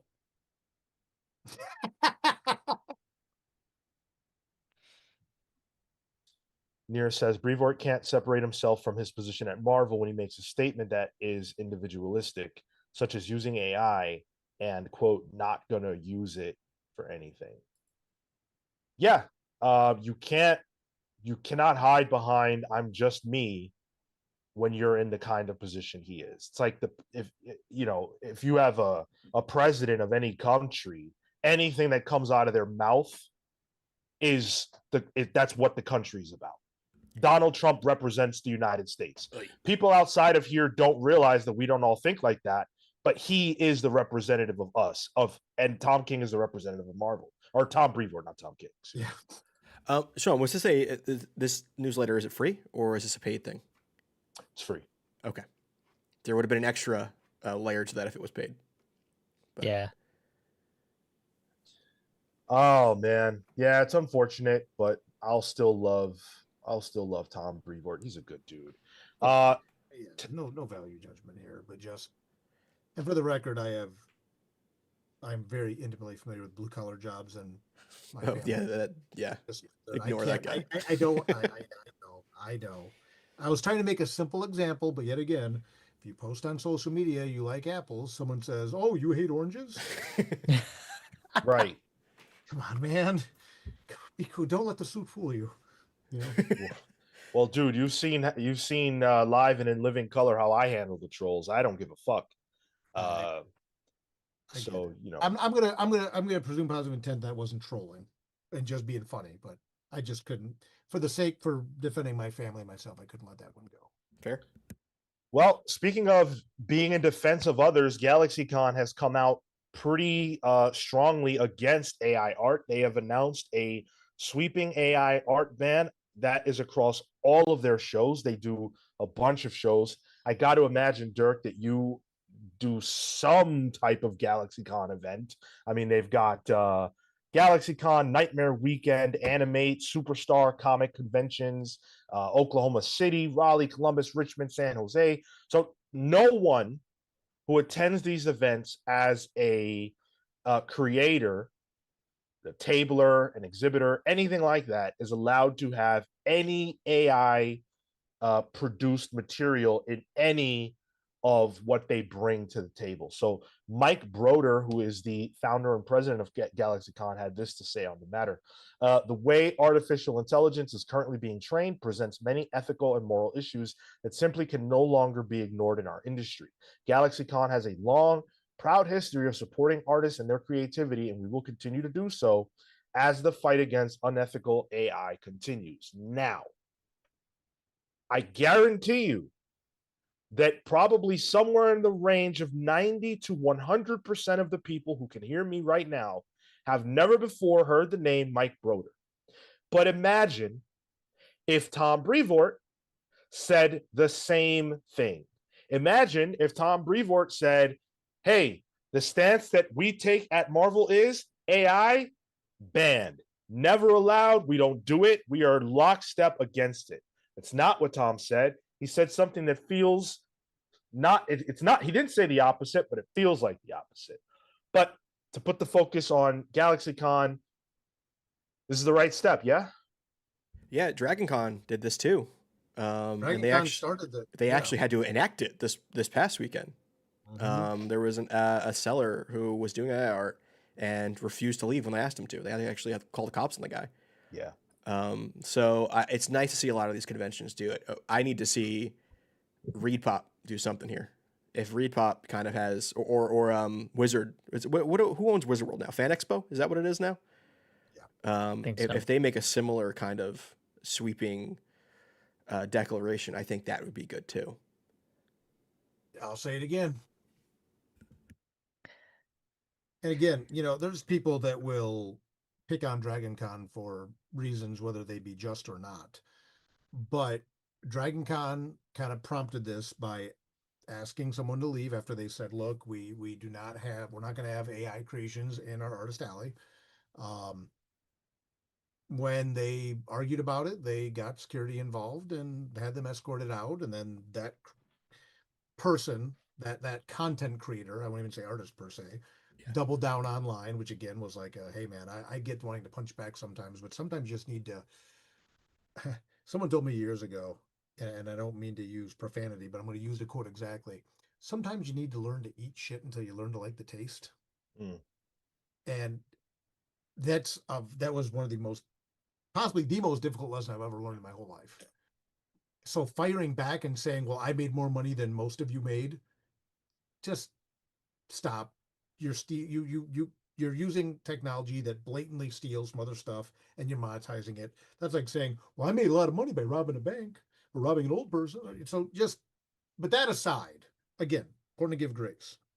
That being said, huge kudos to GalaxyCon for explicitly, unequivocally saying no. And then again, having the grace to say, if you need to step out, we will refund your table, no questions asked. Wow. Kudos. To answer your question earlier, Sean, ironically enough, despite doing all the conventions I've done, I've yet to do a GalaxyCon. I've been wanting to. Oh, okay. I know, but it's just one of those, it's just, honestly, it's just a matter of scheduling. There's been conversations to different degrees about it. I'll tell you what, I kudos to GalaxyCon. Like, I want to do GalaxyCon shows more now just because of, like, I don't like to be like a virtue signaling type of person, but man, big ups. I'm a person, I don't even appreciate the fact that you have artists out there doing unlicensed prints. Right?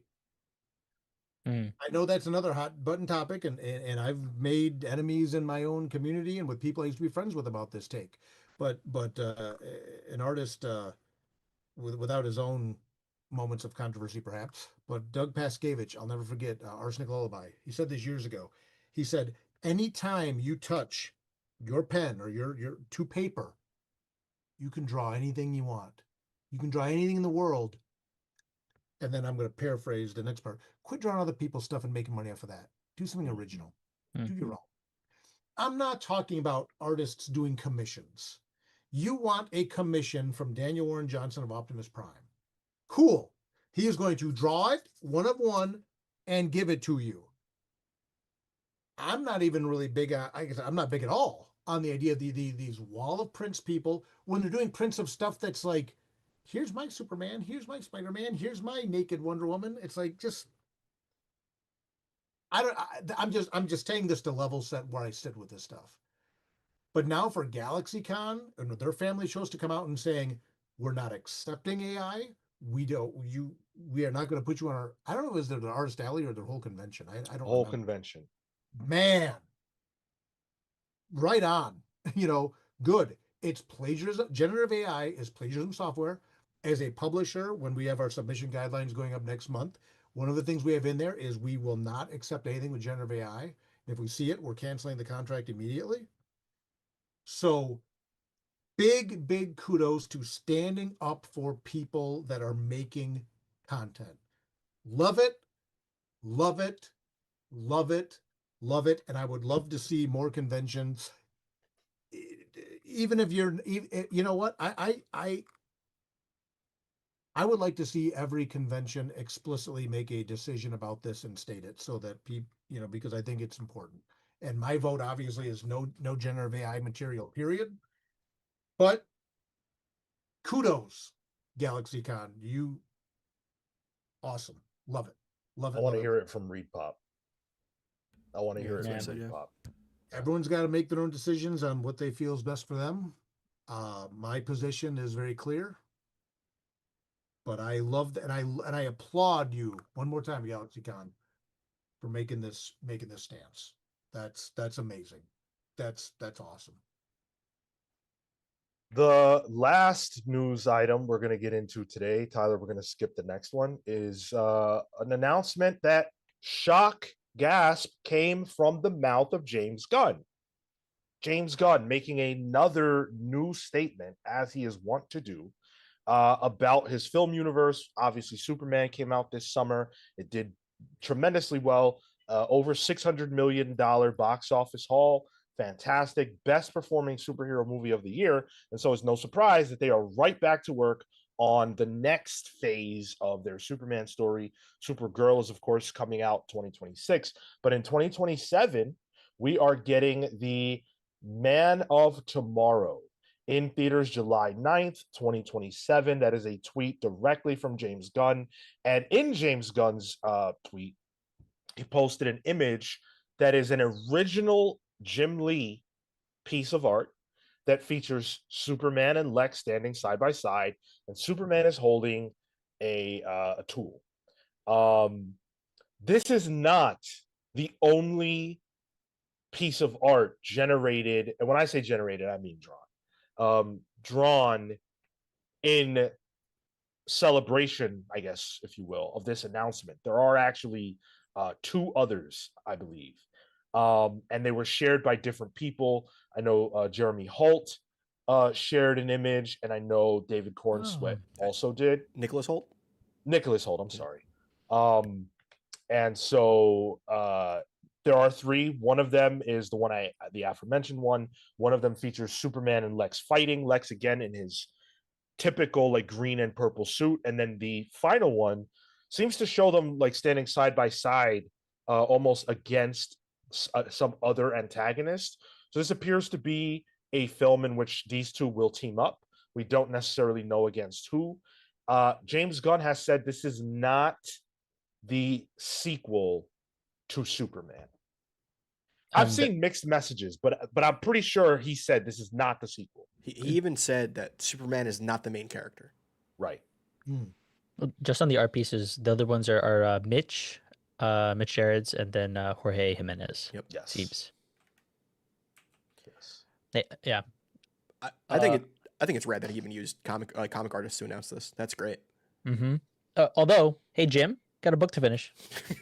Word. We didn't come to talk about this, but that book, Hush Tua, is delayed again. It's delayed again. Because my man's putting this out. I'd argue this is more important. Come on. I think this is a Lex movie. Man of Tomorrow sounds like a Lex, a new. I think this is the Lex face turn story. I think this is Lex realize or Superman influencing Lex to a way that he does become hero-esque. And I think they might be fighting Brainiac. I think this is Lex becoming the savior of Earth and influencing him in a way. I think Nicholas Hoult is a huge name actor. He got paid the most out of the Superman movie. So I think this is Nicholas Holt's movie. I wouldn't be surprised if this was his contract too. Like, hey, I'll do that, but I need a starring role down the line. Well, I like that idea for like facing off with Brainiac. It puts them as, yes, Lex is super smart, and so he realizes the only way to do so is against his own ego, and that is involving Superman to some degree. That's good tension, and it keeps them not necessarily as Lex becoming the good guy, but it keeps them at odds to some degree, and we get to see some bickering between that. That seems fun. Brainiac is also Lex's fear come to life. It's what he fears of Superman being. It's actually Brainiac. Right. Yeah, I mean, here's the thing. For me, and James Gunn I trust. Sure. Right. Full stop. I think there's probably a swerve here or two in this. I think that he is putting out these images as just to give the general public, not necessarily the people super seeped in Superman comic lore, an idea of what's going to be happening, which is you're going to see a lot of people are just, I think, in pop culture familiar with Lex in that suit, whether it be from the old cartoons back there or whatever. I James Gunn has not let me down ever in any type of his output. So I'm here for this, and I'm ready for it. But I think it was I really applaud his choice, like you said, to use comic book artists to do this. That was fun. That was cool. Very much team player move. And I'm really curious to see where this is going. Again, I think what you're saying is right. I mean, could this be a Lex Luthor breakout movie? Are they branching out and creating more franchises? I don't know, but I know I'm in for the ride, and I really appreciate the fact that he has announced 2027 we're getting the next big Superman on screen after we have Supergirl in 26, and that he is not sleeping on it. He's got momentum, and he's pushing ahead very quickly, which I applaud that as well. Right, make hay while the sun is shining. Strike when the iron's hot. Let's keep this rolling. I'm a firm believer that you don't slow down when things are going well. You ramp up. And one of the things that I've seen people say, and that I sort of agree with, is that the initial lineup of films felt too spacious. So I like the fact that we're not going to wait, 4, 5, 6 years to see Superman again. The way things are going with Batman, we're getting another movie with Superman featured prominently 2 years after his last appearance. That's how you build on momentum. That's how you keep people excited and motivated.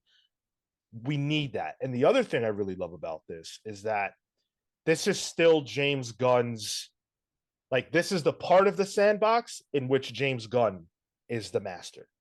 But there are other things coming that will have a different tone, a different tenor. So if you really like what James Gunn has been doing, you can follow this track. Right. And if you care about Clayface, you can check that out when that's out, and you can check out the other things. But this is the North Star. This is you're guaranteed to be getting this. And I'm really pleased with that. This is also, it kind of makes the MCU look bad. The fact that they plan on putting this out in 2 years. Think about how long an Avengers movie takes. Think about how long those movies take to make. Where they announce it, and by the time it actually comes out, the hype has kind of died down. This is a year that a Superman movie and a Batman movie will be out at the same time, which I think is the first time since Superman Returns? Yeah. Wasn't Batman also out the same year? That's an interesting stat. But no, I think, and the thing is too, DC has to be different. They have to be the distinguished competition. Yeah. From Marvel. Marvel has created this monster tapestry. They've taken some hits for extending themselves too thin. Storytelling wise, right. We'll see Moon Knight here, but then we don't see Moon Knight again for 5 years. Right. I think doing this laser focused idea of, and I like how you put it, Sean, here's your Superman track. Here's your little nebulous one-off stuff, but just developing streams of format in the DC cinematic universe. By the way, you can pick up some stuff in the cartoons. Yeah, absolutely. Let's not bury the lead too. He said that Peacemaker season 2 is going to be a direct sequel to Superman. True. Mm. So Very he's true. still connecting things in the way that comic books do best. But yeah, I appreciate the fact that he's churning and burning on this, man. Quick, get it out there, keep the momentum going. It's in James Gunn we trust in regards to his film output. And I like that that comparison because it rewards the faithful person who continues on. If you get integrated, you get rewarded by going to that next season. You get rewarded by going over to go see the other whatever animated show, right? So it further incentivizes, and you feel that much more knowledgeable coming into something else. Absolutely.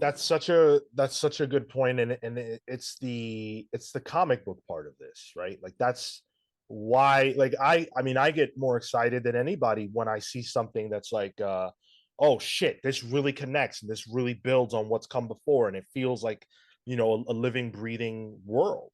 And James Gunn is building that out. Like Tyler brought up the MCU earlier, and the part of that bothers me is more so like a Shang-Chi, like where's he? More so like why did it take 5 years or 6 years to see Sam Wilson in a movie again? Like that seems crazy. That seems like, and I know there are a lot of other reasons for that. I don't even care about talking about the MCU right now. In my mind, this is just the right way to do what they're trying to do, and I'm happy with it. So good on them. Isabella Merced tweeting about it too, or Instagramming about it. And what's his face? Aaron Pierre also doing some hints that he might have some involvement here after Lanterns. So I don't know. But they gotta be different. They Yeah. gotta be different right now. They gotta be different. Marvel is king of the box office for the overall. And if they're gonna make a name for themselves in the superhero genre in the cinematic space, this is what they got to be doing. Different, but also high quality. And thus far, I think they're on the right track for that. Between, Superman, you got Supergirl coming out, then this, whatever this is going to be, Clayface. Yeah, they just gotta. I trust what Gunn's doing. I'm with you on that. We got a $4.99 super chat from my brother Matt Fisher. He says, "What's up with One World under Norman's mask?" You're good, dude. You're good at this. Two references to things that I'm currently despising. At least his trolling comes from a place of good faith and money. Exactly. Matt Fisher's fantastic. One of my faves. You got to join the Discord, dude. Why are you not on our Discord? You're so funny. I feel like you would be a welcome presence there. He drives. You can't drive in text. That's a good point. But then how's he sending these super chats, Marco? Voice notes. No, he's giving them to the Uber passenger. Say, hey, type this for me. Yeah. He drives Uber, Dirk. He can do it at a stoplight. That's true. That's still legal in a lot of states. That's what they were made for. They were made so you can text. Yeah, stoplights were made for voice messages. Yeah, so you could shoot that quick text, that quick voice message. Yes, I think that's a shirt. I think you guys should make merch with a hashtag or just a slogan. Stoplights were made for super chats. Listen, we need all the merch ideas we can get.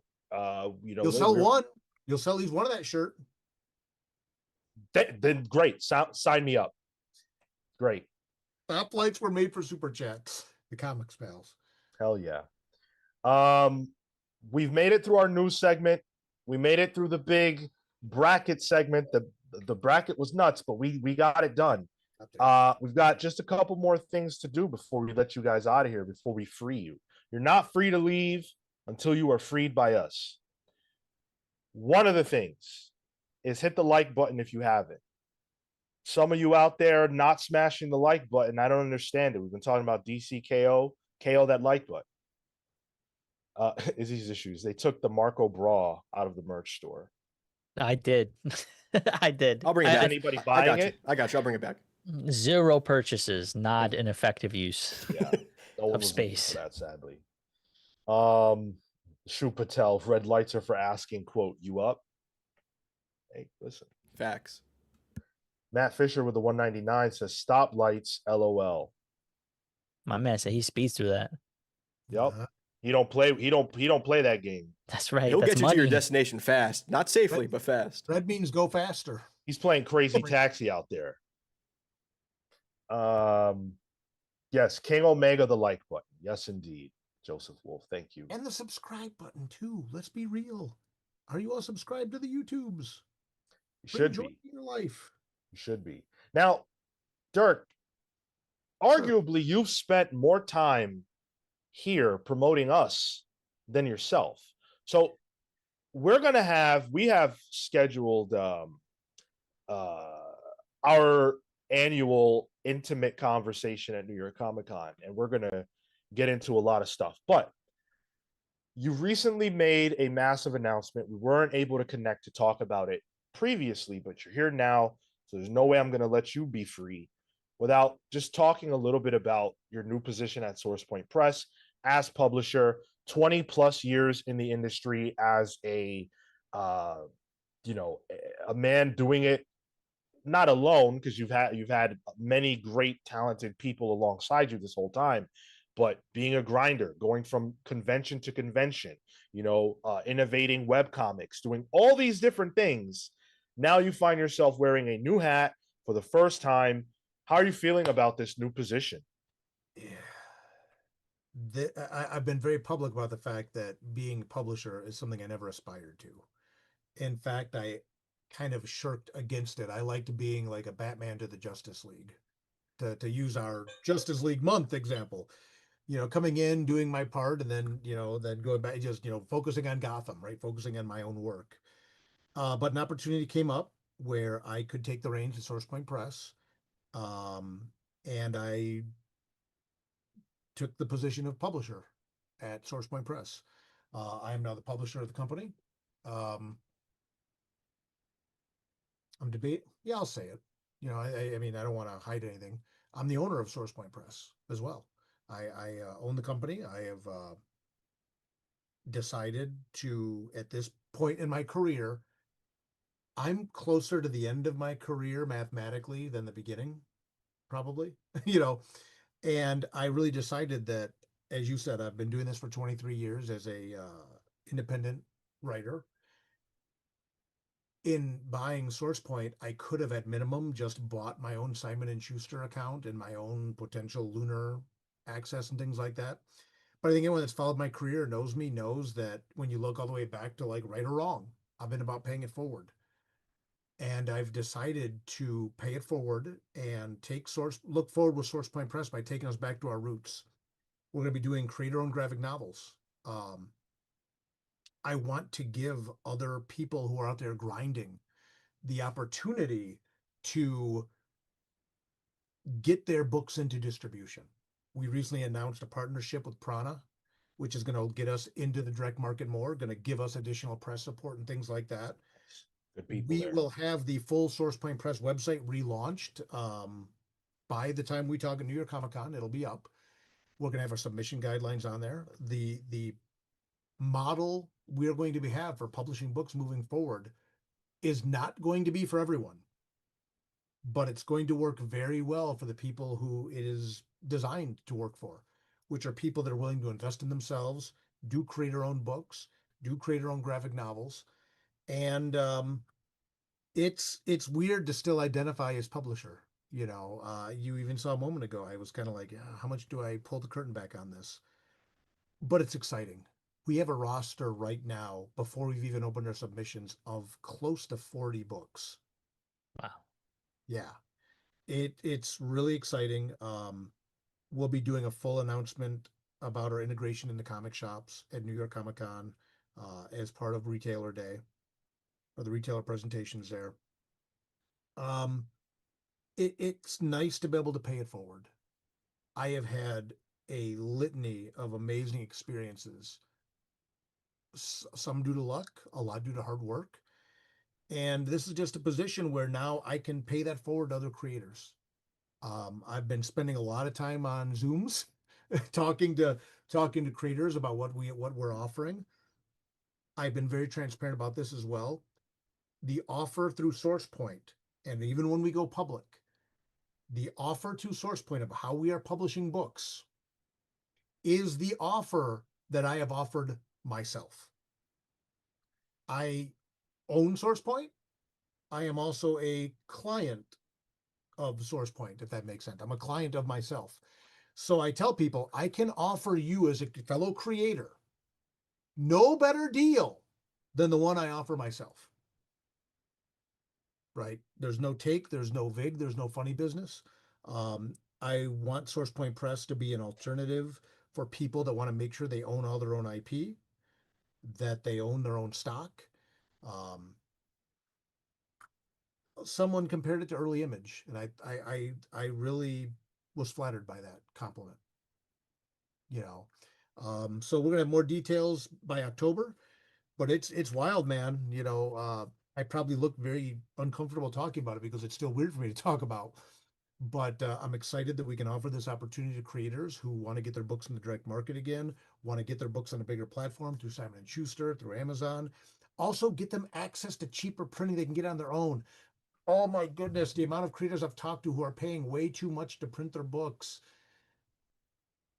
I've told people, even if you're not going to publish with us, let me at least give you the resources that I have at my disposal to produce your work at a price that will make it more economically viable for you. I don't know if I answered your question or not because I'm still not polished in talking in this position, but it's exciting. I'm really excited about SourcePoint Press coming back. Our full website relaunch will be up by New York Comic Con. We'll have our submission guidelines on there. We'll be announcing our full first slate of creators and books we're putting out. We're going to be very creator focused, and it's exciting. I really feel very gracious to have this opportunity to be able to present this opportunity to other creators. It's amazing. I am pretty pumped about it myself as a big fan of yours as a human, as a creator. And I'm also a fan of really good indie comics. And I suspect that this will open the door for more great indie books to come out through SourcePoint. And I think this is good for comics. We need more spaces for people to publish. Like Kickstarter is fantastic. I love that it exists. I think it's fantastic. Right. But we need more in-house, in industry opportunity for people to be able to have a chance to get their books into comic shops, have a chance to be published through or distributed through Lunar. Those are important factors. It's very hard to get noticed. I mean, you know it better than anyone. It's very hard to get noticed when you don't have the channel to reach people through the places where they are most likely to be, which in the comic space is a comic shop. Yeah, you have people, and I think to some degree I've been one of those creators at multiple times in my career, really big on Kickstarter, really big on the convention circuit in the towns I go to. Big on MySpace back in the day, right? Or big in the online comic scene. But if you can't get into the direct market, you're not going to get you're not going to have the opportunity to find out what your potential is. And furthermore, I've known so many creators over the years who have entered into contracts where they have lost their control of their own properties just to get into the direct market, to have a wider reach. As a creator that has seen this stuff happen for decades, literally, I'm measuring my career in decades at this point, and I've seen this for decades.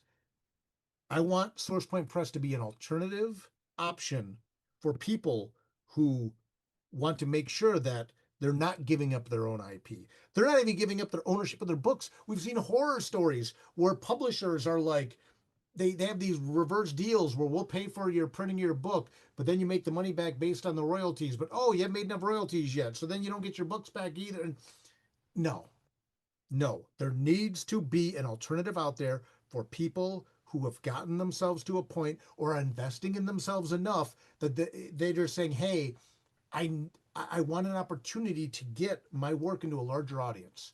Now, again, we're mainly focusing on horror, speculative fiction, and pulp. And our models past those genre limitations. We're not doing spicy. No tips, no nips. Okay.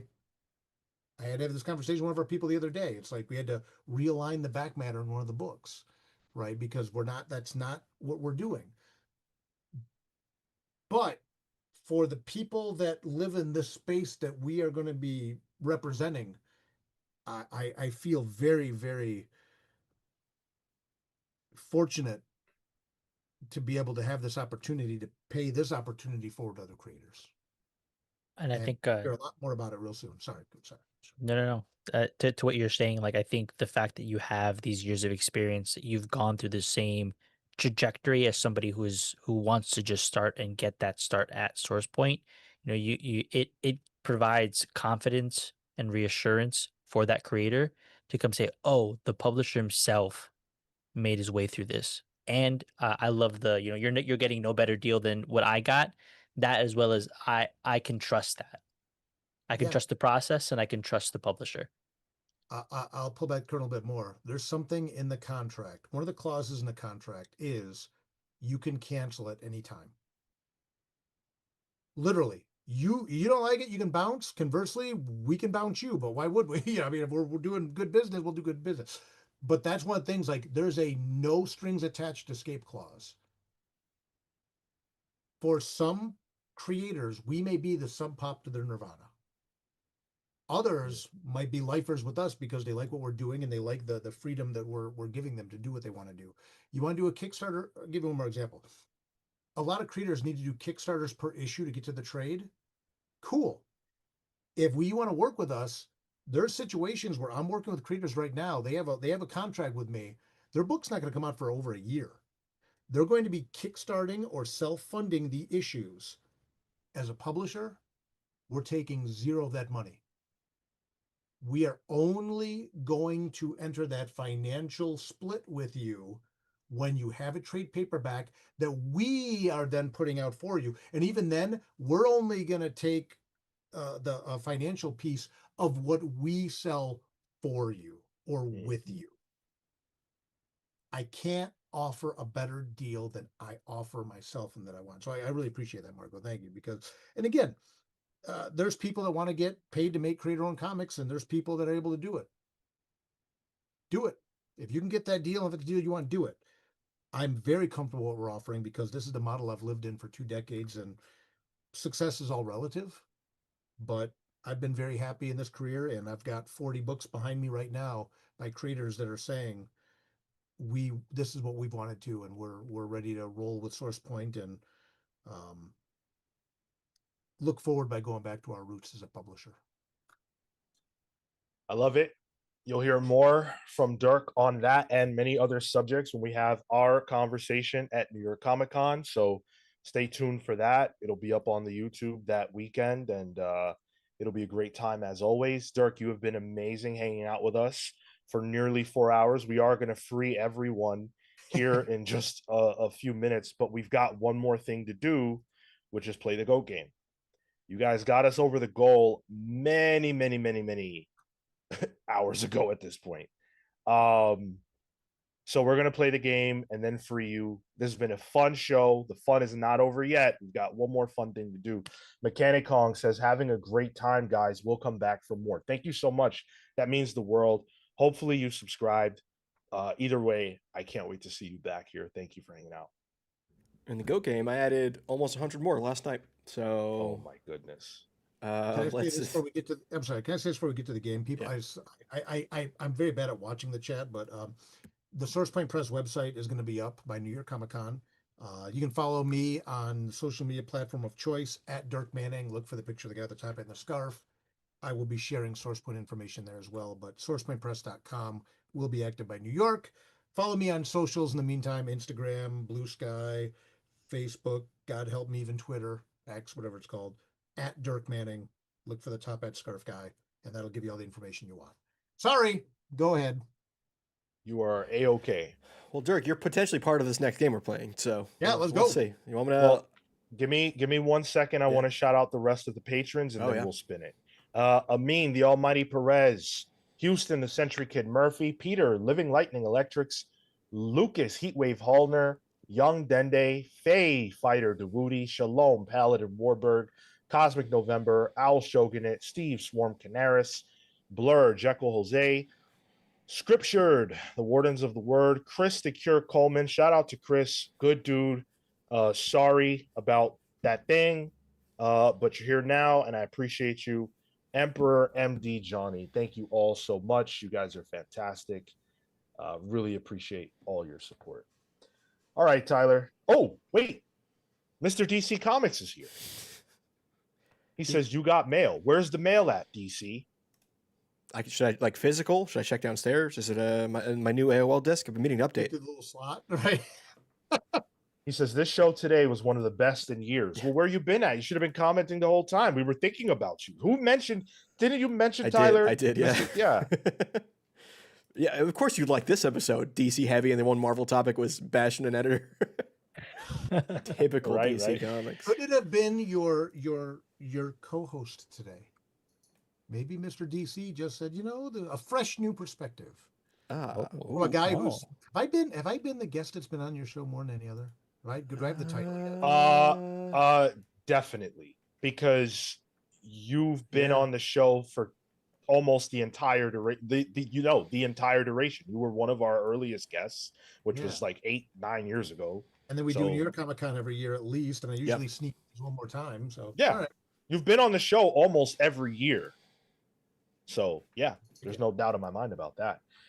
Let's do it, Tyler. Take it away. Right, let's pick who is it gonna be doing this. Boy. Oh boy. It's just Marco. No. Yes. Oh. That's my favorite permutation. Marco, you're gonna go it alone. And Tyler. Oh boy. What crazy, it doesn't even matter. I was gonna say what crazy obscure character. They don't have to be crazy obscure for Marco to struggle. No, it's so for some reason it always starts with an image that's random. You don't get Swamp Thing, Marco. It just happened to start on Swamp Thing. It always does. It just happened to.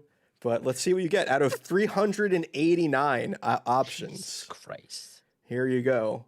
You're gonna randomize. It's gonna keep going. It's spinning. It's spinning.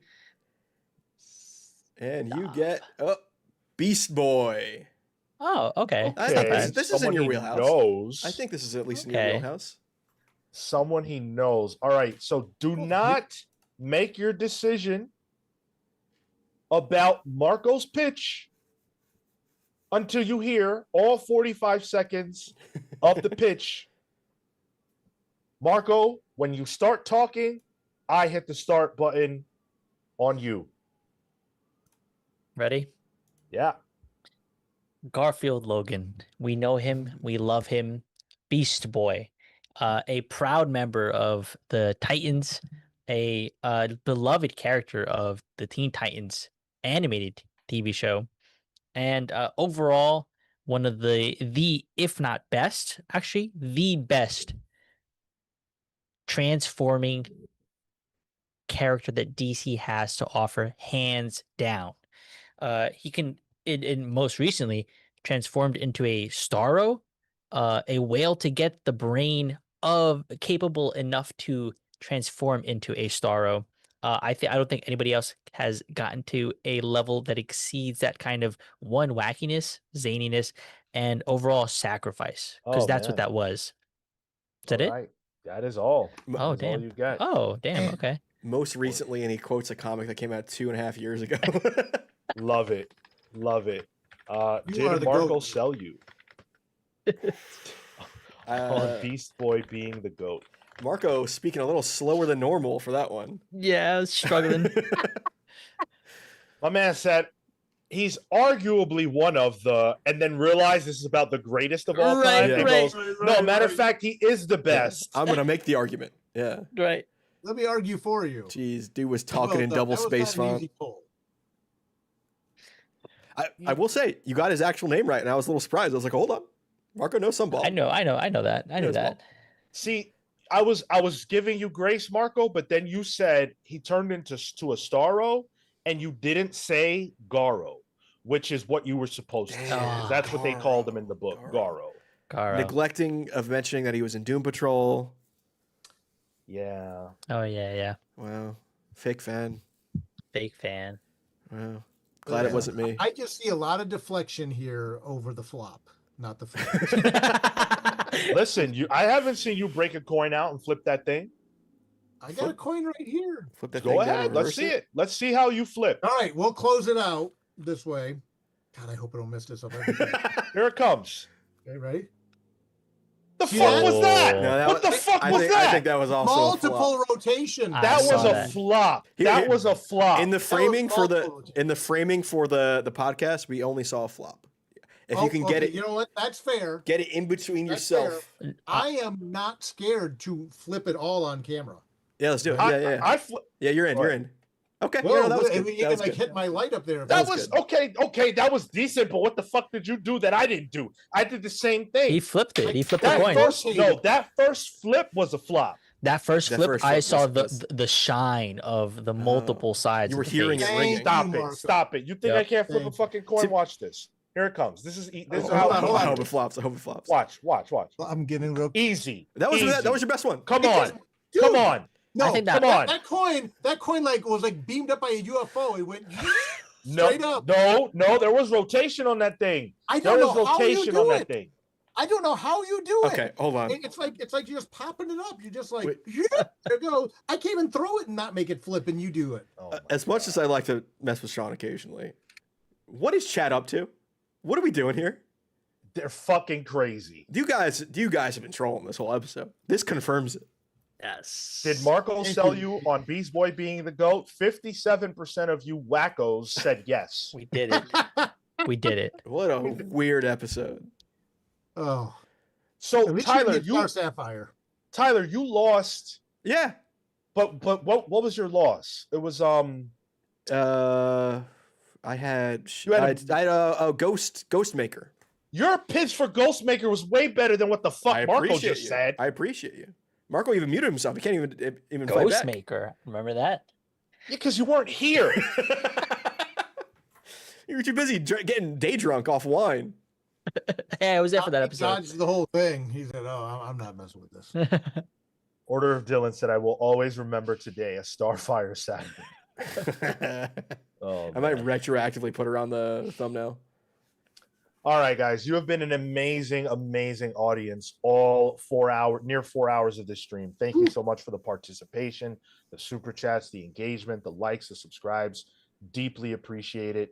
Dirk, thank you so much for being a road warrior and hanging out with us for all this time, giving your best. I can only imagine how sweaty you must be because you're wearing a suit right now, which is nuts. I'm sweating and I am not wearing a suit. One last plug for the websites, the Twitters, everything. Where can people find you? The books, everything else. Yeah, dirkmanning.com is my website. You can sign up for my monthly newsletter there. I send out a newsletter once a month, written by me, not on Substack, nothing else. It's just me writing an email to everyone on that list. Otherwise, I'm on Instagram, I'm on Facebook, I'm on Bluesky, X, at Dirk Manning. Look for the picture of the guy with the top hat and the scarf. And again, the what I saw the chat, you guys were killing it. So thank you for sticking around. But again, I want to thank you, the Comics Pals. You just continue to create such an amazing space. And as much as we were all busting on each other at one point or another, it is truly, and I tell you all this privately, to be able to be a guest on the whole show once was like a dream. To do it twice has just been amazing. Thank you for what you do. And all of you down there, again, if you have not subscribed officially, subscribe. It brings you joy with this show. And thank you guys for having me on there. And find me at dirkmanning.com, Dirk Manning social media. And come to New York Comic Con. SourcePointPress.com will be active, and you can follow the amazing slate of creators we have there as well. Awesome. Thank you guys